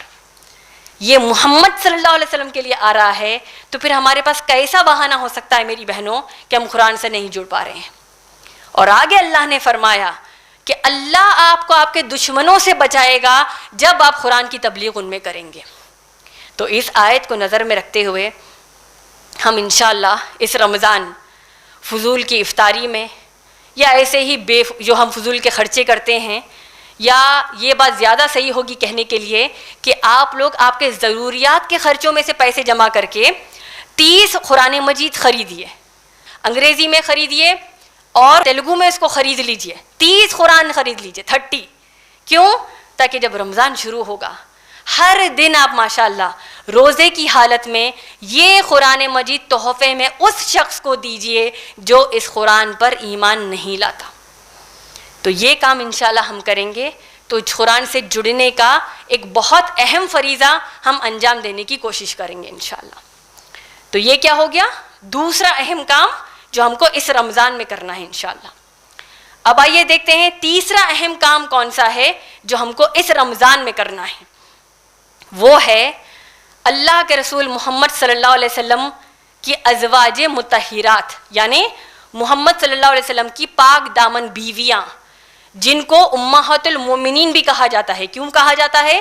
کیونکہ اللہ نے سورہ احزاب کی آیت نمبر 53 میں فرمایا اس کے آخری حصے میں کہ یہ مسلمان کے لیے جائز نہیں کہ اللہ کے رسول محمد صلی اللہ علیہ وسلم کی بیویوں کو سے اللہ کے رسول محمد صلی اللہ علیہ وسلم کے انتقال کے بعد ان کی بیویوں سے کوئی نکاح کرے.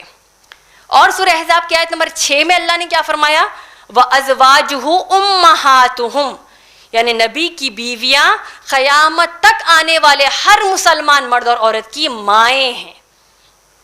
تو لہذا ایک مسلمان ہونے کے ناطے یہ کتنی شرم کی بات ہے، کتنی بے حیائی کی بات ہے اور افسوس کی بات ہے میری بہنوں کہ ہم ہمارے نبی، ہمارے رسول محمد صلی اللہ علیہ وسلم کی پاک دامن بیویوں کے نام نہیں جانتے اور اللہ کے رسول محمد صلی اللہ علیہ وسلم کی اولاد کے نام بھی نہیں جانتے.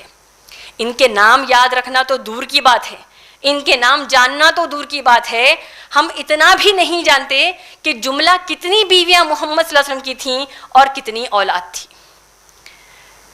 جس کتاب کو اللہ کے رسول محمد صلی اللہ علیہ وسلم کی سیرت پر لکھی جانے والی سب سے بہترین کتاب کا انعام ملا سعودی حکومت کی طرف سے، وہ ہے الرحیق المختوم، انگریزی میں دا سیلڈ نیکٹر۔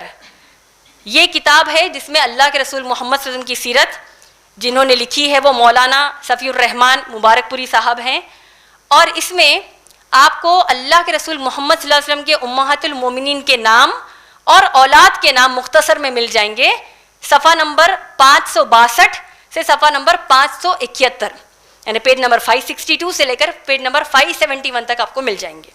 اور یہ کتاب بھی انشاءاللہ آپ لوگ اس رمضان میں ضرور خریدیے، تاکہ اس رمضان میں تھوڑا تھوڑا کر کے آپ اللہ کے رسول محمد صلی اللہ علیہ وسلم کی سیرت کو بھی پڑھیے، کم از کم ان اسباق سے شروعات کیجیے، وہ چیپٹر سے شروعات کیجیے اس کتاب کو پڑھنا جو آپ زیادہ دلچسپی رکھتے ہیں محمد صلی اللہ علیہ وسلم کی سیرت کو پڑھنے میں۔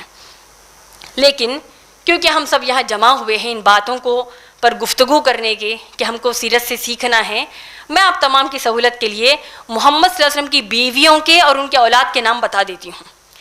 اللہ کے رسول صلی اللہ علیہ وسلم کی بیویوں کے ناموں میں ہم سب جانتے ہیں، سب سے پہلے ہے بی بی خدیجہ رضی اللہ تعالی عنہ، اور یہ بات بڑی عام ہے کہ ہم اکثر خدیجہ رضی اللہ تعالیٰ عنہ کو ختیجہ پکارتے ہیں، اگرچہ ختیجہ تا سے جو ہے یہ بھی عربی نام ہے، لیکن محمد صلی اللہ علیہ وسلم کی زوجہ محترم پہلی بیوی کا نام خدیجہ ہے، دال سے ہے، خدیجہ رضی اللہ تعالیٰ عنہ۔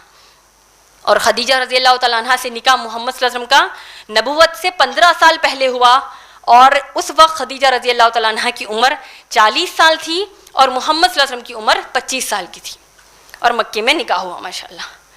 دوسری ام المومنین ہے جن کا نام ہے سودا رضی اللہ تعالیٰ عنہ، ان کا بھی نکاح مکے میں ہی ہوا۔ تیسری ام المومنین عائشہ رضی اللہ تعالیٰ عنہ، نکاح مکے میں ہوا لیکن وداعی مدینے میں ہوئی۔ اب اس کے بعد کی تمام امہات المومنین مدینے میں ہی نکاح ہوا۔ چوتھی ہے حفصہ رضی اللہ تعالیٰ عنہ، پانچویں زینب بنت خزیمہ رضی اللہ تعالیٰ عنہ، چھٹی ہیں ام سلمہ رضی اللہ تعالیٰ عنہ، پھر ام سلمہ رضی اللہ تعالیٰ عنہ، زینب بنت جہش رضی اللہ تعالیٰ عنہ، جویریہ رضی اللہ تعالیٰ عنہ، ام حبیبہ رضی اللہ تعالیٰ عنہ، صفیہ رضی اللہ تعالیٰ عنہ، اور ایک ہے میمونہ رضی اللہ تعالیٰ عنہ۔ یہ 11 آزاد عورتیں محمد صلی اللہ علیہ وسلم کی بیویاں ہیں، ہماری ام المومنین ہیں۔ اس کے علاوہ 2 اور عورتوں کا ذکر آتا ہے، امرہ الکلابیہ اور اسماء الجونیہ۔ ان کے بارے میں تاریخی کتابوں میں تفصیلات سے نہیں آتا کہ کیا واقع ان کا نکاح محمد صلی اللہ علیہ وسلم سے ہوا تھا یا نہیں، تو اتنا تو ہم کو بنیادی معلومات ہوگی کہ 11 آزاد عورتیں محمد صلی اللہ علیہ وسلم کی بیویاں ہیں، ہماری ام المومنین ہیں۔ ان کے علاوہ جو 4 غلام عورتیں محمد صلی اللہ علیہ وسلم کی ملکیت میں تھیں وہ کون تھی؟ جمیلہ رضی اللہ تعالی عنہ، ریحانہ رضی اللہ تعالی عنہ، ماریہ قبطیہ رضی اللہ تعالی عنہ، اور ایک اور غلام عورت تھیں جو زینب بنت جہش رضی اللہ تعالی عنہ نے محمد صلی اللہ علیہ وسلم کو تحفے کے طور پر دیا تھا۔ تو یہ کون ہوگی؟ تمام امہات، یہ 4 غلام عورتیں بھی ہماری امہات المومنین ہیں، 11 آزاد عورتیں اور یہ 4 جو غلام عورتیں ہیں یہ سب ہماری امہات المومنین ہیں۔ ایک بات ہم کو یہاں پر سمجھنا بڑا ضروری ہے کہ جب اسلام میں کوئی مسلمان مرد کو ایک سے بڑھ کر نکاح کرنے کی اجازت دی جاتی ہے اور وہ ایک سے بڑھ کر نکاح کرتا ہے تو اس پر دنیا کی ذمہ داری بھی ڈبل ہو جاتی ہے، اور اسی طریقے سے اگر وہ جان بوجھ کر انصاف نہ کرے تو آخرت میں حساب کتاب بھی ڈبل ہو جاتا ہے۔ کیوں؟ کیونکہ اللہ نے سورہ نساء سورہ نمبر 4 کی آیت نمبر 3 میں جو مسلمان مرد کو ایک ہی وقت میں 4 بیویاں رکھنے کی اجازت دی ہے، لیکن اس پر ایک شرط اللہ نے عائد کی ہے کہ تم اگر اپنی بیویوں کے مزاجوں کے مطابق انصاف کے ساتھ ذمہ داری نہیں نبھا سکتے تو پھر ایک پر ہی اطمینان کر لو۔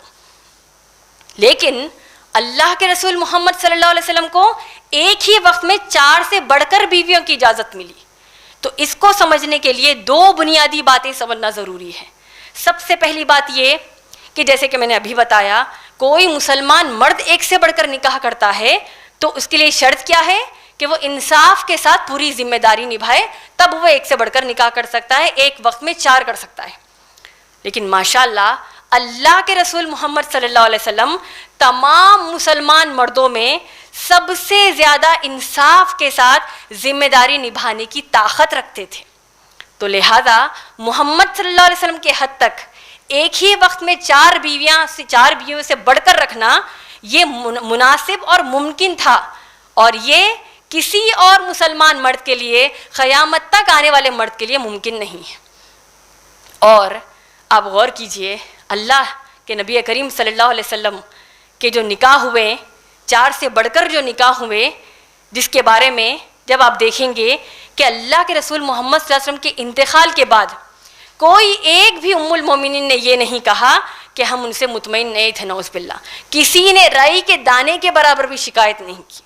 اور اس کے ساتھ ساتھ اللہ نے محمد صلی اللہ علیہ وسلم پر جو آیت نازل کی, سورہ احزاب سورہ نمبر 33 آیت نمبر 28, جس میں اللہ نے فرمایا کہ اے نبی صلی اللہ علیہ وسلم, آپ اپنی بیویوں سے کہہ دیجئے کہ اگر وہ آپ کے ساتھ نہیں رہنا چاہتی تو آپ سے طلاق لے لیں.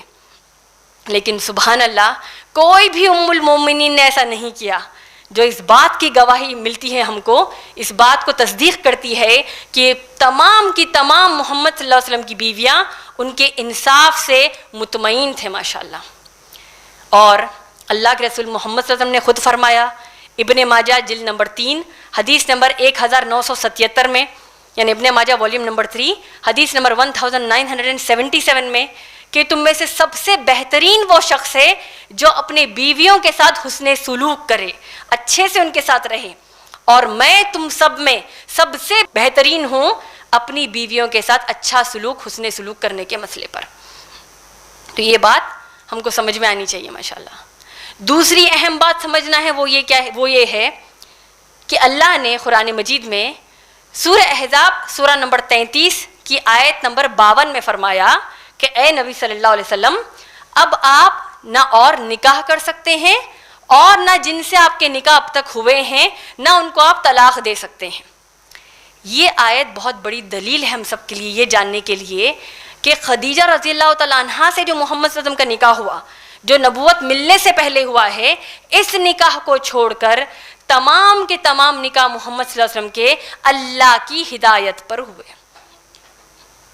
یہ بات بھی ماشاءاللہ ہم کو ثابت کرتی ہے کہ محمد صلی اللہ علیہ وسلم کو اللہ نے 4 سے بڑھ کر بیویاں رکھنے کی اجازت خود اللہ نے دی محمد صلی اللہ علیہ وسلم کے حد تک. تو یہ بات سمجھنا ضروری ہے.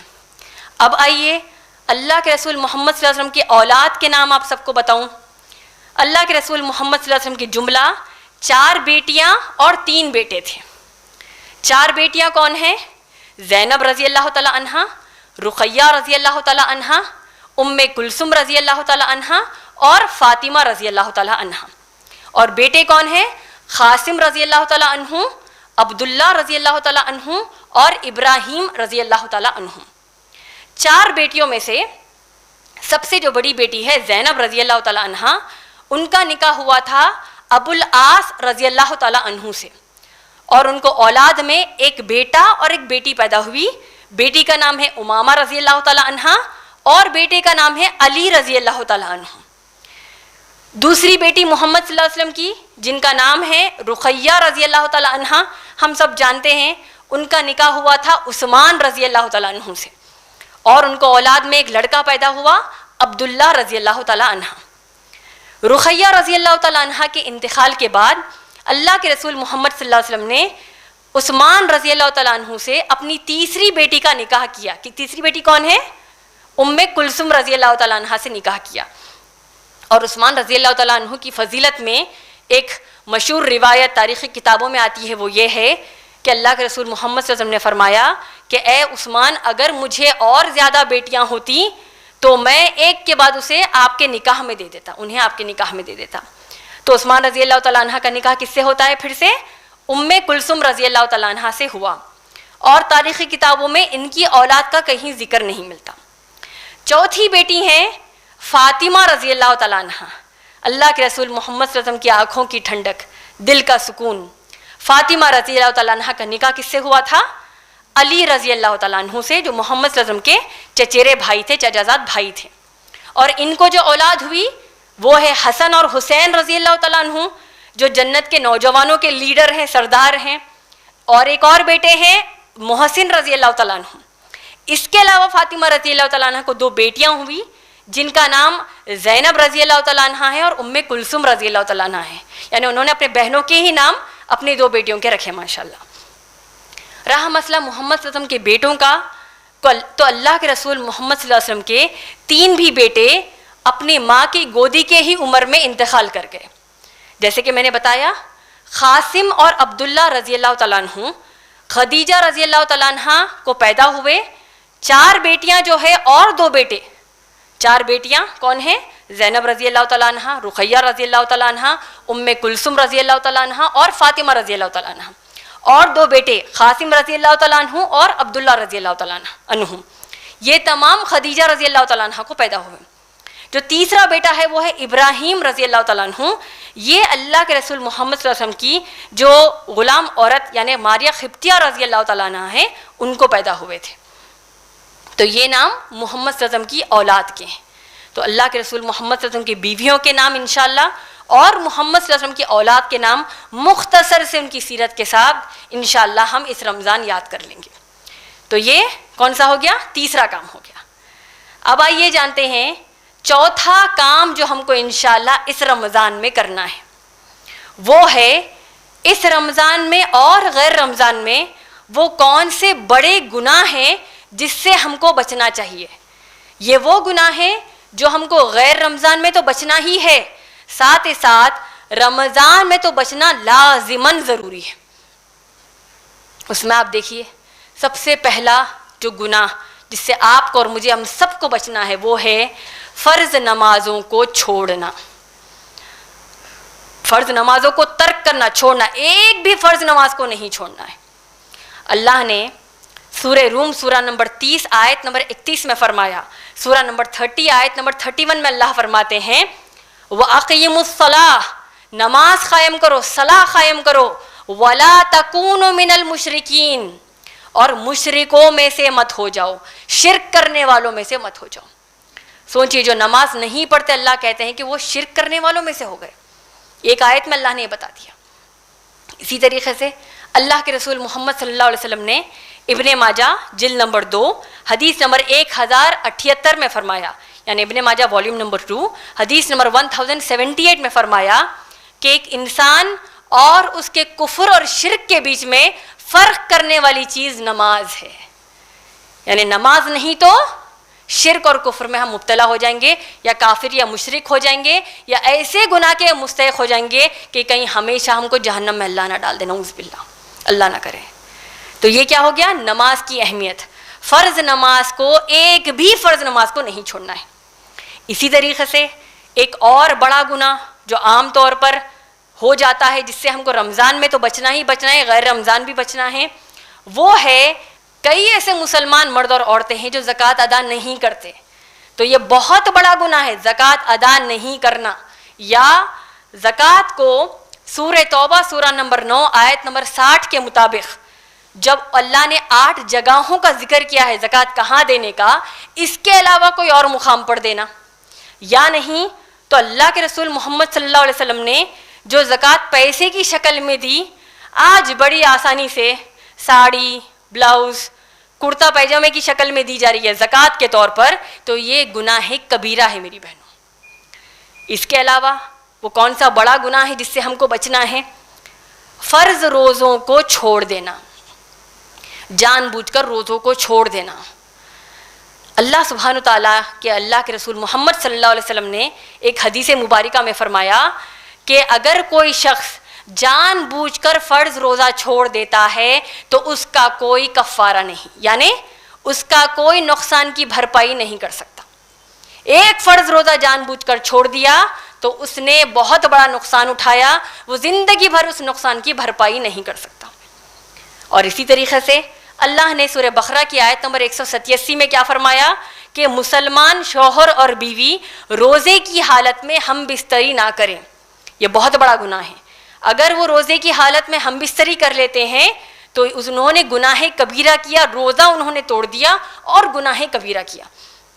اور اس کا کفارہ اللہ کے رسول محمد صلی اللہ علیہ وسلم نے صحیح بخاری جلد نمبر 3 حدیث نمبر 1936 میں کیا ہے. یعنی بخاری والیوم نمبر 3 حدیث نمبر 1936 میں کیا، جہاں اللہ کے رسول محمد صلی اللہ علیہ وسلم نے فرمایا کفارہ کیا ہے اگر میاں بیوی رمضان کے مہینے میں روزے کی حالت میں ہم بستری کریں تو کفارہ کیا ہوگا؟ وہ ایک غلام کو آزاد کریں گے، جو آج کے حالات میں اکثریت میں ہم دیکھتے ہیں کہ یہ ممکن نہیں ہے۔ اگر ایک غلام کو آزاد نہیں کر سکتے تو محمد صلی اللہ علیہ وسلم نے فرمایا کہ دوسرا آپشن کیا ہے، وہ لوگ لگاتار 2 قمری مہینے وداؤٹ بریک، بغیر رکے ایک بھی دن چھوڑے، پورے لگاتار 60 دن یعنی 2 مہینے ایک ساتھ روزے رکھیں گے، یہ کفارہ ہو گیا۔ یہ نہیں کر سکتے تو تیسری چیز محمد صلی اللہ علیہ وسلم نے فرمائی کہ 60 مسکین کو یعنی 60 لوگوں کو جو مستحق غریب لوگ ہیں ان کو ایک وقت کا پیٹ بھر کھانا کھلانا۔ تو اس گناہ سے بھی ہم کو بچنا ہے۔ اگر کوئی مسلمان شوہر اور بیوی یہ کہے کہ ہم رمضان میں روزے کی حالت میں ہم بستری کر لیتے ہیں، بعد میں کفارہ ادا کر دیں گے، تو یہ بہت بڑا گناہ ہے میری بہنوں۔ اور ویسے بھی کفارہ دینے کا جو طریقہ ہے اور جو حکم ہے، اللہ نے امیر شوہر اور بیوی کو بھی دیا، غریب شوہر اور بیوی کو بھی دیا۔ تو یہ سوچ رکھنا غلط ہے اور یہ بہت بڑا گناہ ہے۔ اسی طریقے سے ایک اور اہم گناہ، ایک اور بڑا گناہ جو ہم کو غیر رمضان میں تو بچنا ہی بچنا ہے، رمضان میں تو بچنا لازماً ضروری ہے، وہ کیا ہے؟ جو اللہ نے سورہ بنی اسرائیل سورہ نمبر 17 کی آیت نمبر 32 میں فرمایا، سورہ نمبر 17 آیت نمبر 32 میں فرمایا۔ اللہ فرماتے ہیں اعوذ باللہ من الشیطان الرجیم، بسم اللہ الرحمن الرحیم، لا تقربوا الزنا، زنا کے قریب بھی نہ جاؤ۔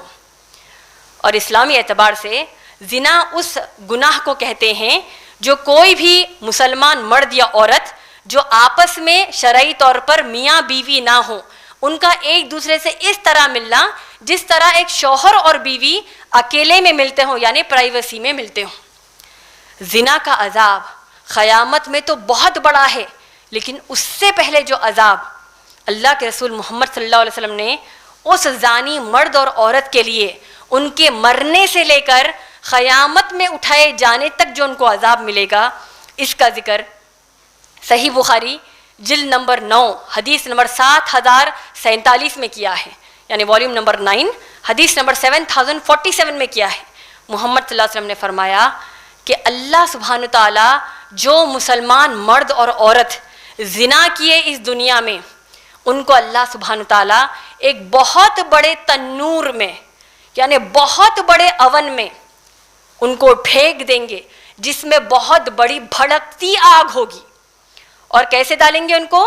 ان زانی مسلمان مرد اور عورتوں کو ان کی شرمگاہوں سے، ان کے پرائیویٹ پارٹ سے لٹکایا جائے گا اور اس میں اس بھینکر آگ میں جلایا جائے گا۔ اور جب اس آگ سے پریشان ہو کر تڑپیں گے اس آگ میں اور چیخ ماریں گے اور باہر نکلنے کی کوشش کریں گے، تو تنور کے منہ پر فرشتے ہوں گے جو پھر ان کو ڈھکیل کر واپس اس آگ میں گرا دیں گے۔ تو یہ گناہ کس کا ہے میری بہنوں؟ زنا کا گناہ ہے۔ اور اللہ کے رسول محمد صلی اللہ علیہ وسلم نے ترمذی شریف کی حدیث نمبر 2786 میں فرمایا، 2786 میں فرمایا کہ زنا کی کئی قسمیں ہیں۔ اور زنا کیسے؟ زنا کی قسمیں کیا ہے بتایا محمد صلی اللہ علیہ وسلم نے کہ اگر کوئی مسلمان کسی غیر محرم کو ہوس کی نیت سے دیکھتا ہے یا دیکھتی ہے، یا اسی طریقے سے کسی غیر محرم کو یعنی ہوس کی نیت سے دیکھا یا غیر محرم کے پاس ہوس کی نیت کے ساتھ چل کر گئے، یا غیر محرم کو ہوس کی نیت سے ہاتھ لگایا یا فضول کی بات چیت ان کے ساتھ کر کے مزے لیے، تو یہ محمد صلی اللہ علیہ وسلم نے فرمایا کہ اس شخص نے اپنی آنکھ کا زنا کیا، اپنی زبان کا زنا کیا، اپنے کانوں کا زنا کیا، اپنے پاؤں کا زنا کیا۔ ایک اور حدیث میں جو صحیح بخاری میں آتی ہے، اللہ کے رسول محمد صلی اللہ علیہ وسلم فرماتے ہیں کہ زنا کی شروعات آنکھوں سے اور زبان سے شروع ہوتی ہے، اور بعد میں انسان کے اندر کی شیطانی خواہش جو جاگ جاتی ہے، جو اس کی شرمگاہیں مکمل کر دیتی ہیں، پرائیویٹ پارٹس اس کو مکمل کر دیتے ہیں اور انسان زنا کر لیتا ہے۔ آپ غور کیجئے، اللہ سبحانہ تعالیٰ نے سورہ ممتحنہ سورہ نمبر 60 آیت نمبر 12 میں اللہ کے رسول محمد صلی اللہ علیہ وسلم کو حکم دیا کہ اگر آپ کے پاس مسلمان عورتیں آئیں اور آپ ان سے بیعت لے لیجئے. اگر آپ کے پاس مسلمان عورتیں آتی ہیں اللہ کے رسول صلی اللہ علیہ وسلم, آپ ان سے بیعت لے لیجئے کہ وہ اللہ کے سوا کسی کی عبادت نہیں کریں گی, نماز نہیں چھوڑیں گی, چوری نہیں کریں گی, زنا نہیں کریں گی. تو ان سے بیعت لے لیجئے, اللہ نے حکم دیا ہے. اور ام المومنین عائشہ رضی اللہ تعالیٰ عنہ فرماتی ہیں کہ جب کبھی مسلمان عورتیں اللہ کے رسول محمد صلی اللہ علیہ وسلم کے پاس بیعت کے لیے آتی تو اللہ کے رسول محمد صلی اللہ علیہ وسلم ان کو زبان سے اقرار کرتے ہوئے بیعت لینے کا حکم دیتے, اور اللہ کے رسول محمد صلی اللہ علیہ وسلم کسی بھی غیر محرم عورت کو نہیں چھوئے. یہ ام المومنین عائشہ رضی اللہ تعالیٰ عنہ کا قول ہے. اور آپ غور کیجئے, اللہ کے رسول محمد صلی اللہ علیہ وسلم نے جامع صحیح کی حدیث, جو شیخ البانی رحمۃ اللہ علیہ کی جو کتاب جامع صحیح ہے, اس میں حدیث نمبر 5045 بڑی اہم وارننگ ہم سب کے لیے اللہ کے رسول محمد صلی اللہ علیہ وسلم نے دی. وہ کیا ہے کہ ایک مسلمان مرد کے لیے یہ بہتر ہے, کیا کہا, ایک مسلمان مرد کے لیے یہ بہتر ہے کہ وہ اپنے سر پر ہتھوڑی لے کر, ایک نوکیلا کیلا یعنی پوائنٹڈ نیل لے کر مار مار کر اپنے سر میں دھنسا لے. یہ بہتر ہے اس گناہ سے کہ وہ کسی غیر محرم عورت کو چھوئے. یہاں کوئی غیر محرم عورت کسی غیر محرم مرد کو چھوئے یا چھونے کی اجازت دے. میں آپ تمام کی توجہ ہمارے حیدرآباد کے پرانے شہر کا وہ بے حیا منظر آپ سب کو بتانا چاہتی ہوں جو ہم سالوں سے دیکھتے آ رہے ہیں, اور ہو سکتا ہے یہ منظر حیدرآباد کے باہر کے علاقوں میں بھی ہو. وہ یہ کہ ہماری بے شمار مسلمان بہنیں چوڑیاں خریدتے وقت بڑی آسانی سے اپنا ہاتھ غیر محرم کے ہاتھ میں دے رہی ہیں. بڑی آسانی سے اپنے ہاتھ چوڑیاں پہنانے کے لیے غیر محرم کے ہاتھوں میں اپنا ہاتھ دے رہی ہیں. جس طرح وہ اپنے سگے باپ, سگے بھائی, سگے بیٹے یا شوہر کے ہاتھ میں ہاتھ دیتی ہیں, اتنی آسانی سے غیر محرم کے ہاتھ میں اپنا ہاتھ دے رہی ہیں. اور چند رمضانوں سے یہ بھی ہم دیکھ رہے ہیں کہ رمضان جیسے مبارک مہینے میں کہ ہماری کئی مسلمان بہنیں مہندی لگانے کے لیے روڈ پر, بازاروں میں, یا یونیسیکس بیوٹی پارلرز کو جا کر یا گھر پر بلا کر غیر مسلمان لڑکوں کے ہاتھ میں اپنا ہاتھ دے رہی ہیں مہندی لگانے کے لیے. سوچئے اللہ کے رسول صلی اللہ علیہ وسلم مسلمان عورتیں بیعت دینے آتی ہے تو ان کو ہاتھ نہیں لگایا, زبان سے اقرار کروایا, مسلمان عورتوں کو تک نہیں چھوا, اور یہاں غیر مسلمانوں کے ہاتھ میں ہماری بہنیں ہاتھ دے رہی ہیں.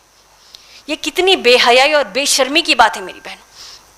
اس سے ان کے ماں باپ کی تربیت کا اندازہ ہوتا ہے کہ وہ کتنے بے شرم اور بے حیا ہو چکے ہیں.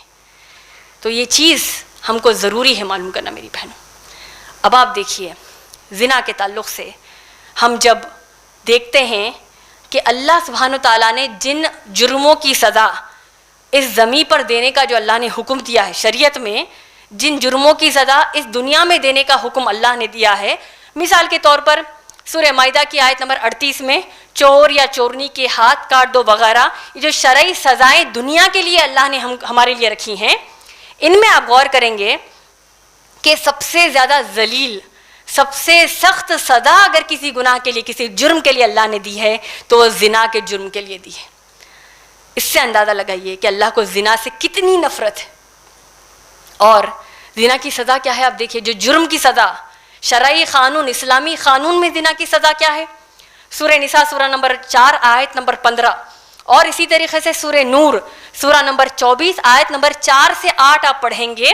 اللہ سبحانہ تعالیٰ نے فرمایا کہ اگر کوئی مسلمان مرد یا عورت زنا کریں اور 4 چشمدید گواہ 4 آئی وٹنسز اس کی گواہی دے دیں, اور گواہی ثابت ہو گئی کہ انہوں نے واقع زنا کیا ہے, تو ایسے مسلمان مرد یا عورت پر 100 کوڑے برسائے جائیں گے, 100 لیشز برسائے جائیں گے لوگوں کے بیچ میں.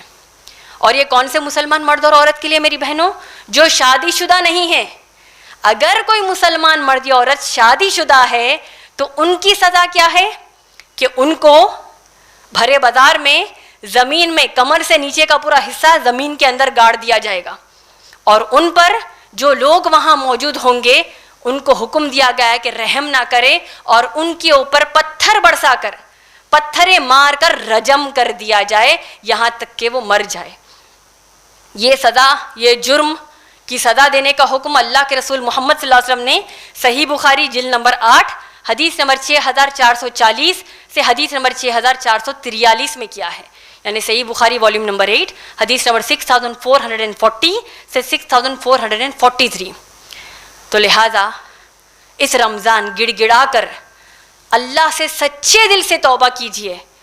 اس رمضان گڑ گڑا کر اگر کسی بھی قسم کا زنا ہو گیا ہو اور کوئی بھی قسم کا آوارہ حرکت کرنے والا یا آوارہ حرکت کرنے والی، زنا کرنے والا یا زنا کرنے والی اس رمضان گڑ گڑا کر سچے دل سے اللہ سے توبہ کیجئے کہ اب نہ زنا نہیں کریں گے، اب انشاءاللہ کوئی آوارہ پن نہیں ہوگا. تو سچے دل سے جب آپ یہ نیت کر کے اللہ سے دعا کرتے ہیں تو آپ جانتے ہیں کیا ہوگا. اللہ کا وعدہ ہے جو سچے دل سے توبہ کرے گا اللہ اس کی توبہ کو قبول کر لیں گے. اور اللہ توبہ قبول کرنے کا مطلب کیا ہے میری بہنوں؟ کہ اب اللہ آپ کو اس گناہ کا عذاب نہیں دیں گے. یہ اللہ سبحانہ تعالیٰ نے سورہ نساء سورہ نمبر 4 آیت نمبر 16 سے 18 میں بتایا ہے. تو ہم کو ماشاءاللہ غیر رمضان میں تو زنا کے قریب بھی نہیں جانا ہے، کسی بھی قسم کے زنا میں ملوث نہیں ہونا ہے، نہ دوسروں کو ہونے دینا ہے انشاءاللہ. اور رمضان میں تو خاص طور پر اس گناہ سے دور ہونا ہے، اس کی کسی بھی قسم سے ہم کو دور ہونا ہے. تو یہ ایک گناہ ہے جو ہم کو معلوم ہونا چاہیے، اس سے ہم کو بچنا چاہیے. ایک اور بڑا گناہ جس سے ہم کو بچنا ہے وہ ہے جو اللہ نے سورہ مائدہ سورہ نمبر 5 آیت نمبر 90 اور 91 میں فرمایا. اللہ فرماتے ہیں اعوذ باللہ من الشیطان الرجیم یا ایھا الذین آمنوا انما الخمر والمیسر والانصاب والازلام رجس من عمل الشیطان. تم پر حرام ہے مسلمانوں کہ تم شراب پیو، جوا کھیلو یا غیب کی باتیں معلوم کرو یا بتوں کی پوجا کرو. یہ شیطان کی چیزیں ہیں، ان کے قریب بھی نہ جاؤ. یہ بہت گندی چیزیں، ان کے قریب نہ جاؤ. اور آیت نمبر 91 میں اللہ نے سورہ مائدہ کی فرمایا کہ جوا اور شراب یہ ایسی چیزیں ہیں جو انسانوں میں لڑائی لگواتے ہیں. اور ہم یہ سب نظارے دیکھ ہی رہے ہیں آج دنیا میں. بڑے افسوس کی بات تو یہ ہے میری بہنوں، ہمارے ایسے مسلمان بدبخت آج کے دور میں موجود ہیں جو رمضان المبارک جیسے مہینے میں افطار کے بعد شراب پیتے ہیں. نعوذ باللہ. شراب عام حالات میں ہی پینا اتنا بڑا گناہ ہے، رمضان جیسے مقدس مہینے میں جس میں اللہ نے قرآن نازل کی، جو وہ مہینہ جس میں اللہ جنت کے دروازے کھول دیتے ہیں، جہنم کے دروازے بند کر دیتے ہیں، رحمتیں نازل ہونے والا مہینہ، اس میں شراب پی کر ایسے لوگ اللہ کی مغفرت کے مستحق نہیں ہو کر اللہ کی لعنت کے مستحق ہو جاتے ہیں. تو اس گناہ سے بھی الحمدللہ ہم کو غیر رمضان میں تو بچنا ہی ہے، رمضان میں تو لازماً بچنا ضروری ہے.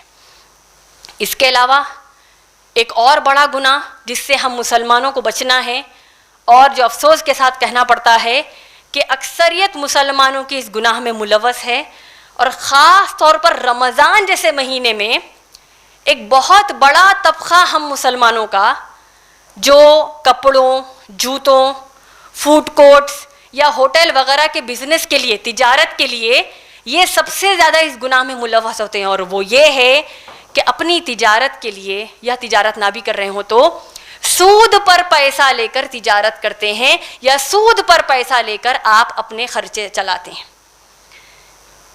کتنے افسوس کی بات ہے میری بہنوں. اللہ کے رسول محمد صلی اللہ علیہ وسلم، صحابہ صحابیات رمضان کو اپنی عبادتوں میں گزارتے، عبادت کا مہینہ بناتے، اور ایسے بدبخت مسلمان موجود ہیں جو رمضان کو تجارت کا مہینہ بنا لیے، جہاں رمضان میں ان کی پوری فکر تجارت ہے، اور اس تجارت سے اگر تھوڑی سہولت مل گئی تو اللہ کی تھوڑی عبادت کرتے ہیں. وہ بھی کیسی تجارت سے سہولت مل کر؟ جو سود پر پیسہ لے کر وہ تجارت کر رہے ہیں. کتنا بڑا گناہ ہے سود خوری، سود لینا دینا، اس میں ملوث ہونا کتنا بڑا گناہ ہے. اللہ کے رسول محمد صلی اللہ علیہ وسلم نے ابن ماجہ جلد نمبر 3 حدیث نمبر 2274 میں فرمایا، یہ حدیث کو عام کیجئے، بتائیے کتنا بڑا گناہ ہے سود خوری. ابن ماجہ والیوم نمبر 3 حدیث نمبر 2274 اللہ کے رسول محمد صلی اللہ علیہ وسلم فرماتے ہیں جو سود لیتا یا دیتا ہے، سود میں ملوث ہوتا ہے، سب سے چھوٹے درجے کا گناہ ہے کہ وہ اپنی سگی ماں سے زنا کر رہا ہے۔ ماں سے زنا کے بارے میں کوئی تصور بھی لا سکتا ہے؟ تو سود خوری سب سے چھوٹا گناہ ہے، اپنی سگی ماں سے زنا کرنے کے برابر کا گناہ ہے۔ اور سب سے بڑا گناہ سود میں ملوث ہونے کا اللہ نے قرآن میں اعلان کر دیا، سورہ بقرہ سورہ نمبر 2 آیت نمبر 279 میں، سورہ نمبر 2 آیت نمبر 279 میں اللہ نے فرما دیا، یہ معلوم ہونے کے بعد کہ تو سود حرام ہے، اس کے باوجود سود میں ملوث ہوتے ہو، تو ان سے کہہ دو اللہ اور اس کے رسول محمد صلی اللہ علیہ وسلم سے جنگ کرنے کے لیے تیار ہو جائے۔ تو کیسی بدبختی ہے ہم مسلمانوں میں، ان لوگوں کی، وہ مسلمانوں کی، ہماری، کہ ہم اگر سود کے معاملے میں ملوث ہوتے ہیں تو سوچئے رمضان جیسے مہینے میں اپنی سگی ماں سے زنا کرنے کا گناہ اپنے آپ پر لے رہے ہیں، اور تو اور اللہ اور اس کے رسول محمد صلی اللہ علیہ وسلم سے جنگ کرنے کے لیے، اللہ اور اس کے رسول صلی اللہ علیہ وسلم سے وار کرنے کے لیے تیار ہو رہے ہیں۔ تو ایسے لوگوں پر اللہ کی لعنت نہیں ہوگی اس مغفرت کے مہینے میں تو کیا ہوگی بتائیے۔ اسی طریقے سے ایک اور بڑا گناہ جس سے آپ کو اور مجھے، ہم سب کو رمضان کے مہینے میں خاص طور پر بچنا ہے، جو عام طور پر نوجوانوں میں زیادہ پایا جاتا ہے کہ ایئر فونز یا ایئر پوڈس کانوں میں لگا لیتے ہیں اور میوزک اور گانے، موسیقی اور گانے، میوزک اور سانگز سننے میں لگ جاتے ہیں یا کہیں اور جا کر سنتے ہیں۔ امام ابن جوزی رحمۃ اللہ علیہ نے اپنی کتاب تلبیس ابلیس میں کہا، تلبیس ابلیس یعنی اس کا انگریزی میں ترجمہ ہے دا ڈیولز ڈیسیپشن، اس کتاب میں بے شمار قرآن کی آیتیں اور احادیث کا حوالہ دیتے ہوئے شیطان کی چال بازیوں کا نچوڑ بتاتے ہوئے کہا کہ شیطان کوئی بھی مرد یا عورت کو زنا کے قریب لے کے جانے میں یا زنا کرانے میں، یعنی وہ بھیڑیے مسلمان مرد اور عورتیں جو زنا تک کر دیتے ہیں، اس کی سب سے اہم وجہ ہے کہ میوزک اور سانگز، موسیقی اور گانے، کیونکہ یہ زنا کے گھر کا دروازہ ہے۔ قیامت کے دن جو موسیقی اور گانوں کا شوقین تھا، اس کو قیامت میں، مشکات کی حدیث ہے، ابن مسعود رضی اللہ تعالیٰ عنہ نے فرمایا کہ قیامت میں گرم کھولتا شیشہ پگھلا کر، کانچ کو پگھلا کر اس کے کانوں میں ڈالا جائے گا، کیونکہ اس دنیا میں وہ میوزک اور سانگ سنتا تھا۔ اور اس کی وجہ کیا ہے میری بہنوں؟ آپ غور کیجئے، اللہ سبحانہ تعالیٰ نے سورہ لقمان سورہ نمبر 31 آیت نمبر 6 میں فرمایا، اور آیت نمبر 6 سے پہلے اگر آپ آیت نمبر 1 سے 5 کا ترجمہ پڑھیں گے، اس کی معتبر تفسیر پڑھیں گے، تو پتہ چلتا ہے کہ اللہ نیک لوگوں کا ذکر کرتے ہیں، جو اللہ کی ہدایت کو سمجھتے ہیں، نماز پڑھتے ہیں، آخرت کے دن پر یقین رکھتے ہیں، ان کا ذکر اللہ نے کیا۔ آیت نمبر 6 سے اللہ نے وہ گنہگاروں کا ذکر کیا جو بکواس کی باتیں خریدتے ہیں، قرآن کو چھوڑ کر بکواس کی باتیں خریدتے ہیں۔ وہاں پر جو لفظ آیا وہ ہے لہو الحدیث، یعنی گنہگار کون ہیں؟ جو بکواس کی باتیں خریدتے ہیں اور اس کے ذریعے دوسروں کو بھی گمراہ کرتے ہیں۔ اور اس کی تفسیر کرتے ہوئے ابن مسعود رضی اللہ تعالیٰ عنہ نے اس آیت کی تفسیر کرتے ہوئے بتایا کہ لہو الحدیث کیا ہے؟ وہ میوزک یعنی وہ گانے، وہ میوزک یعنی موسیقی اور گانے یا ایسی چیزیں جو مسلمان قرآن مجید کے مقابلے میں زیادہ دلچسپی رکھتا ہو۔ اور اسی طریقے سے قرآن کی دیگر آیتوں کی تفسیر میں آتا ہے کہ جب کبھی اللہ کے رسول صلی اللہ علیہ وسلم قرآن کی تلاوت کرتے مکے میں، تو قریش کے لوگ زور زور سے گانا بجانا کرتے یا آوازیں نکالتے تاکہ لوگ قرآن نہ سنیں۔ تو جب بکواس کی باتوں میں جو میوزک اور سانگ سے اللہ نے کیا فرمایا؟ یہ لوگوں کو اللہ کی قرآن سے دور کرنے والی چیزیں ہیں۔ تو انشاءاللہ ہم غیر رمضان میں تو اس سے دور ہی رہیں گے، رمضان میں خاص طور پر اس سے دور رہیں گے۔ اسی طریقے سے ایک اور بڑا گناہ جو ہم مسلمان کی اکثریت اس میں مبتلا ہیں، اور بہت بڑی خطرناک بات تو یہ ہے کہ ہم کو احساس بھی نہیں ہوتا کہ ہم اس میں مبتلا ہیں، اور خاص طور پر ہماری مسلمان بہنیں اور عورتیں اس میں مبتلا ہیں۔ کون سا ہے گناہ؟ غیبت، چغلی اور تہمت۔ اللہ سبحانہ تعالیٰ نے قرآن مجید میں سورہ حجرات سورہ نمبر 49 کی آیت نمبر 12 میں فرمایا، مسلمانوں کو کہا گیا، اللہ نے فرمایا کہ تم لوگ جاسوسی مت کرو اور تم لوگ کسی پر شک و شبہات مت کرو، کیونکہ اکثر شک غلط ہوتے ہیں۔ اور تیسری بات اللہ نے بتائی کہ تم لوگ کسی کی پیٹھ پیچھے برائی مت کرو۔ کیا تم چاہو گے کہ تم اپنے مرے ہوئے بھائی کی میت کا گوشت کھاؤ؟ ہرگز نہیں، تم اسے کراہیت کرتے ہو۔ تو اللہ سبحانہ تعالیٰ غیبت کے لیے ایگزامپل، مثال کیا دے رہے ہیں؟ جس طرح تم کراہیت کرتے ہو خود کے مرے ہوئے بھائی کی میت کا گوشت کھانا، اس سے زیادہ بھینکر ہے کسی کی غیبت کرنا۔ اللہ کے رسول محمد صلی اللہ علیہ وسلم کی حدیث مبارکہ میں محمد صلی اللہ علیہ وسلم نے فرمایا کہ جو شخص کسی دوسرے شخص کی غیبت کرتا ہے تو پھر جو شخص نے غیبت کی اس کی تمام نیکیوں کو اللہ جس کی وہ غیبت کرتا ہے اس کے نام اعمال میں ڈال دیں گے، اور اگر حساب برابر نہیں ہوا تو جس کی غیبت اس نے کی اس کے گناہ اس کے انسان کے اندر اس کے نام اعمال میں ڈال دیں گے۔ سوچئے کتنا بڑا گناہ ہو رہا ہے۔ جس کی غیبت کی اس کے اندر آپ کی پوری نیکیاں چلی گئیں، اور جس کی غیبت کی اگر حساب برابر نہیں ہوا تو اس کے تمام گناہ آپ کے نام اعمال میں آ جائیں گے۔ اللہ ہماری اس سے حفاظت کرے۔ اللہ کے رسول محمد صلی اللہ علیہ وسلم نے صحیح مسلم کی حدیث 6593 میں فرمایا، صحیح مسلم حدیث نمبر 6593 میں فرمایا، جب صحابہ نے پوچھا یا رسول اللہ صلی اللہ علیہ وسلم، یہ ہمارا بھی عام سوال ہوتا ہے، یا رسول اللہ صلی اللہ علیہ وسلم اگر واقعتاً کوئی برائی یا گناہ ہم کسی شخص میں دیکھیں تو کیا اس کو ہم پیٹھ پیچھے ذکر نہیں کر سکتے؟ اللہ کے رسول محمد صلی اللہ علیہ وسلم نے کہا یہی تو غیبت ہے۔ غیبت کیا ہے؟ واقعی کسی کے اندر وہ برائی موجود ہے، وہ گناہ موجود ہے، تو آپ پیٹھ پیچھے اس کا ذکر کر رہے ہیں، یہی غیبت ہے۔ اگر یہ برائی اس کے اندر نہیں ہے تب بھی آپ پیٹھ پیچھے اگر بات کرتے ہیں تو وہ تہمت ہے۔ اور تہمت کیسا گناہ ہے میری بہنوں؟ تہمت جس کو عام طور پر اردو زبان میں ہم جھوٹا الزام کہتے ہیں، تہمت کا گناہ کتنا بڑا ہے، اس کا عذاب کتنا بڑا ہے آپ جانتے ہیں؟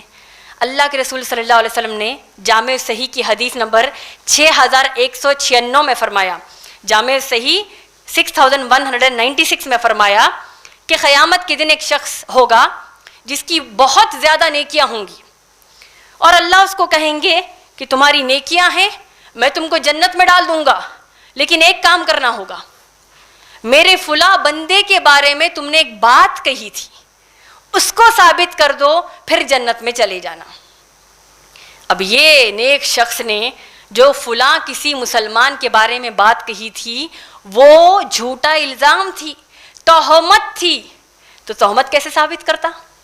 ایک عرصہ گزرنے کے بعد اللہ فرشتوں کو حکم دیں گے کہ اس کو جہنم کی ایک ایسی بولی میں پھینک دو، ایک ایسے ویل میں پھینک دو جس کی دیواریں آگ کی بنی ہیں، اور اس بولی میں پانی نہیں ہے، اس میں جہنم میں زانی مرد اور عورتوں کی شرمگاہوں کو جو جلایا جا رہا ہے، پرائیویٹ پارٹس کو جو جلایا جا رہا ہے، اس کا بدبودار ابلتا خون اور پیپ اس بولی میں ہوگا، اور اس شخص کو اس میں ڈال دیا جائے گا جو تہمت باندھتا تھا دنیا میں دوسروں پر۔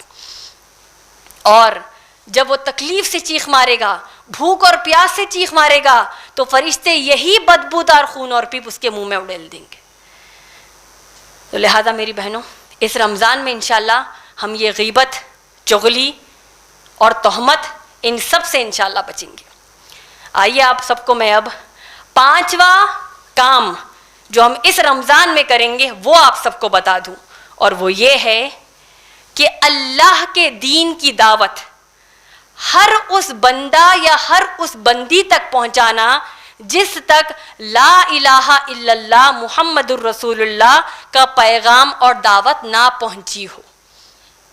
دعوت دین کرنا یہ ہمارا سب سے اہم کاموں میں سے ایک بڑا اہم کام ہے۔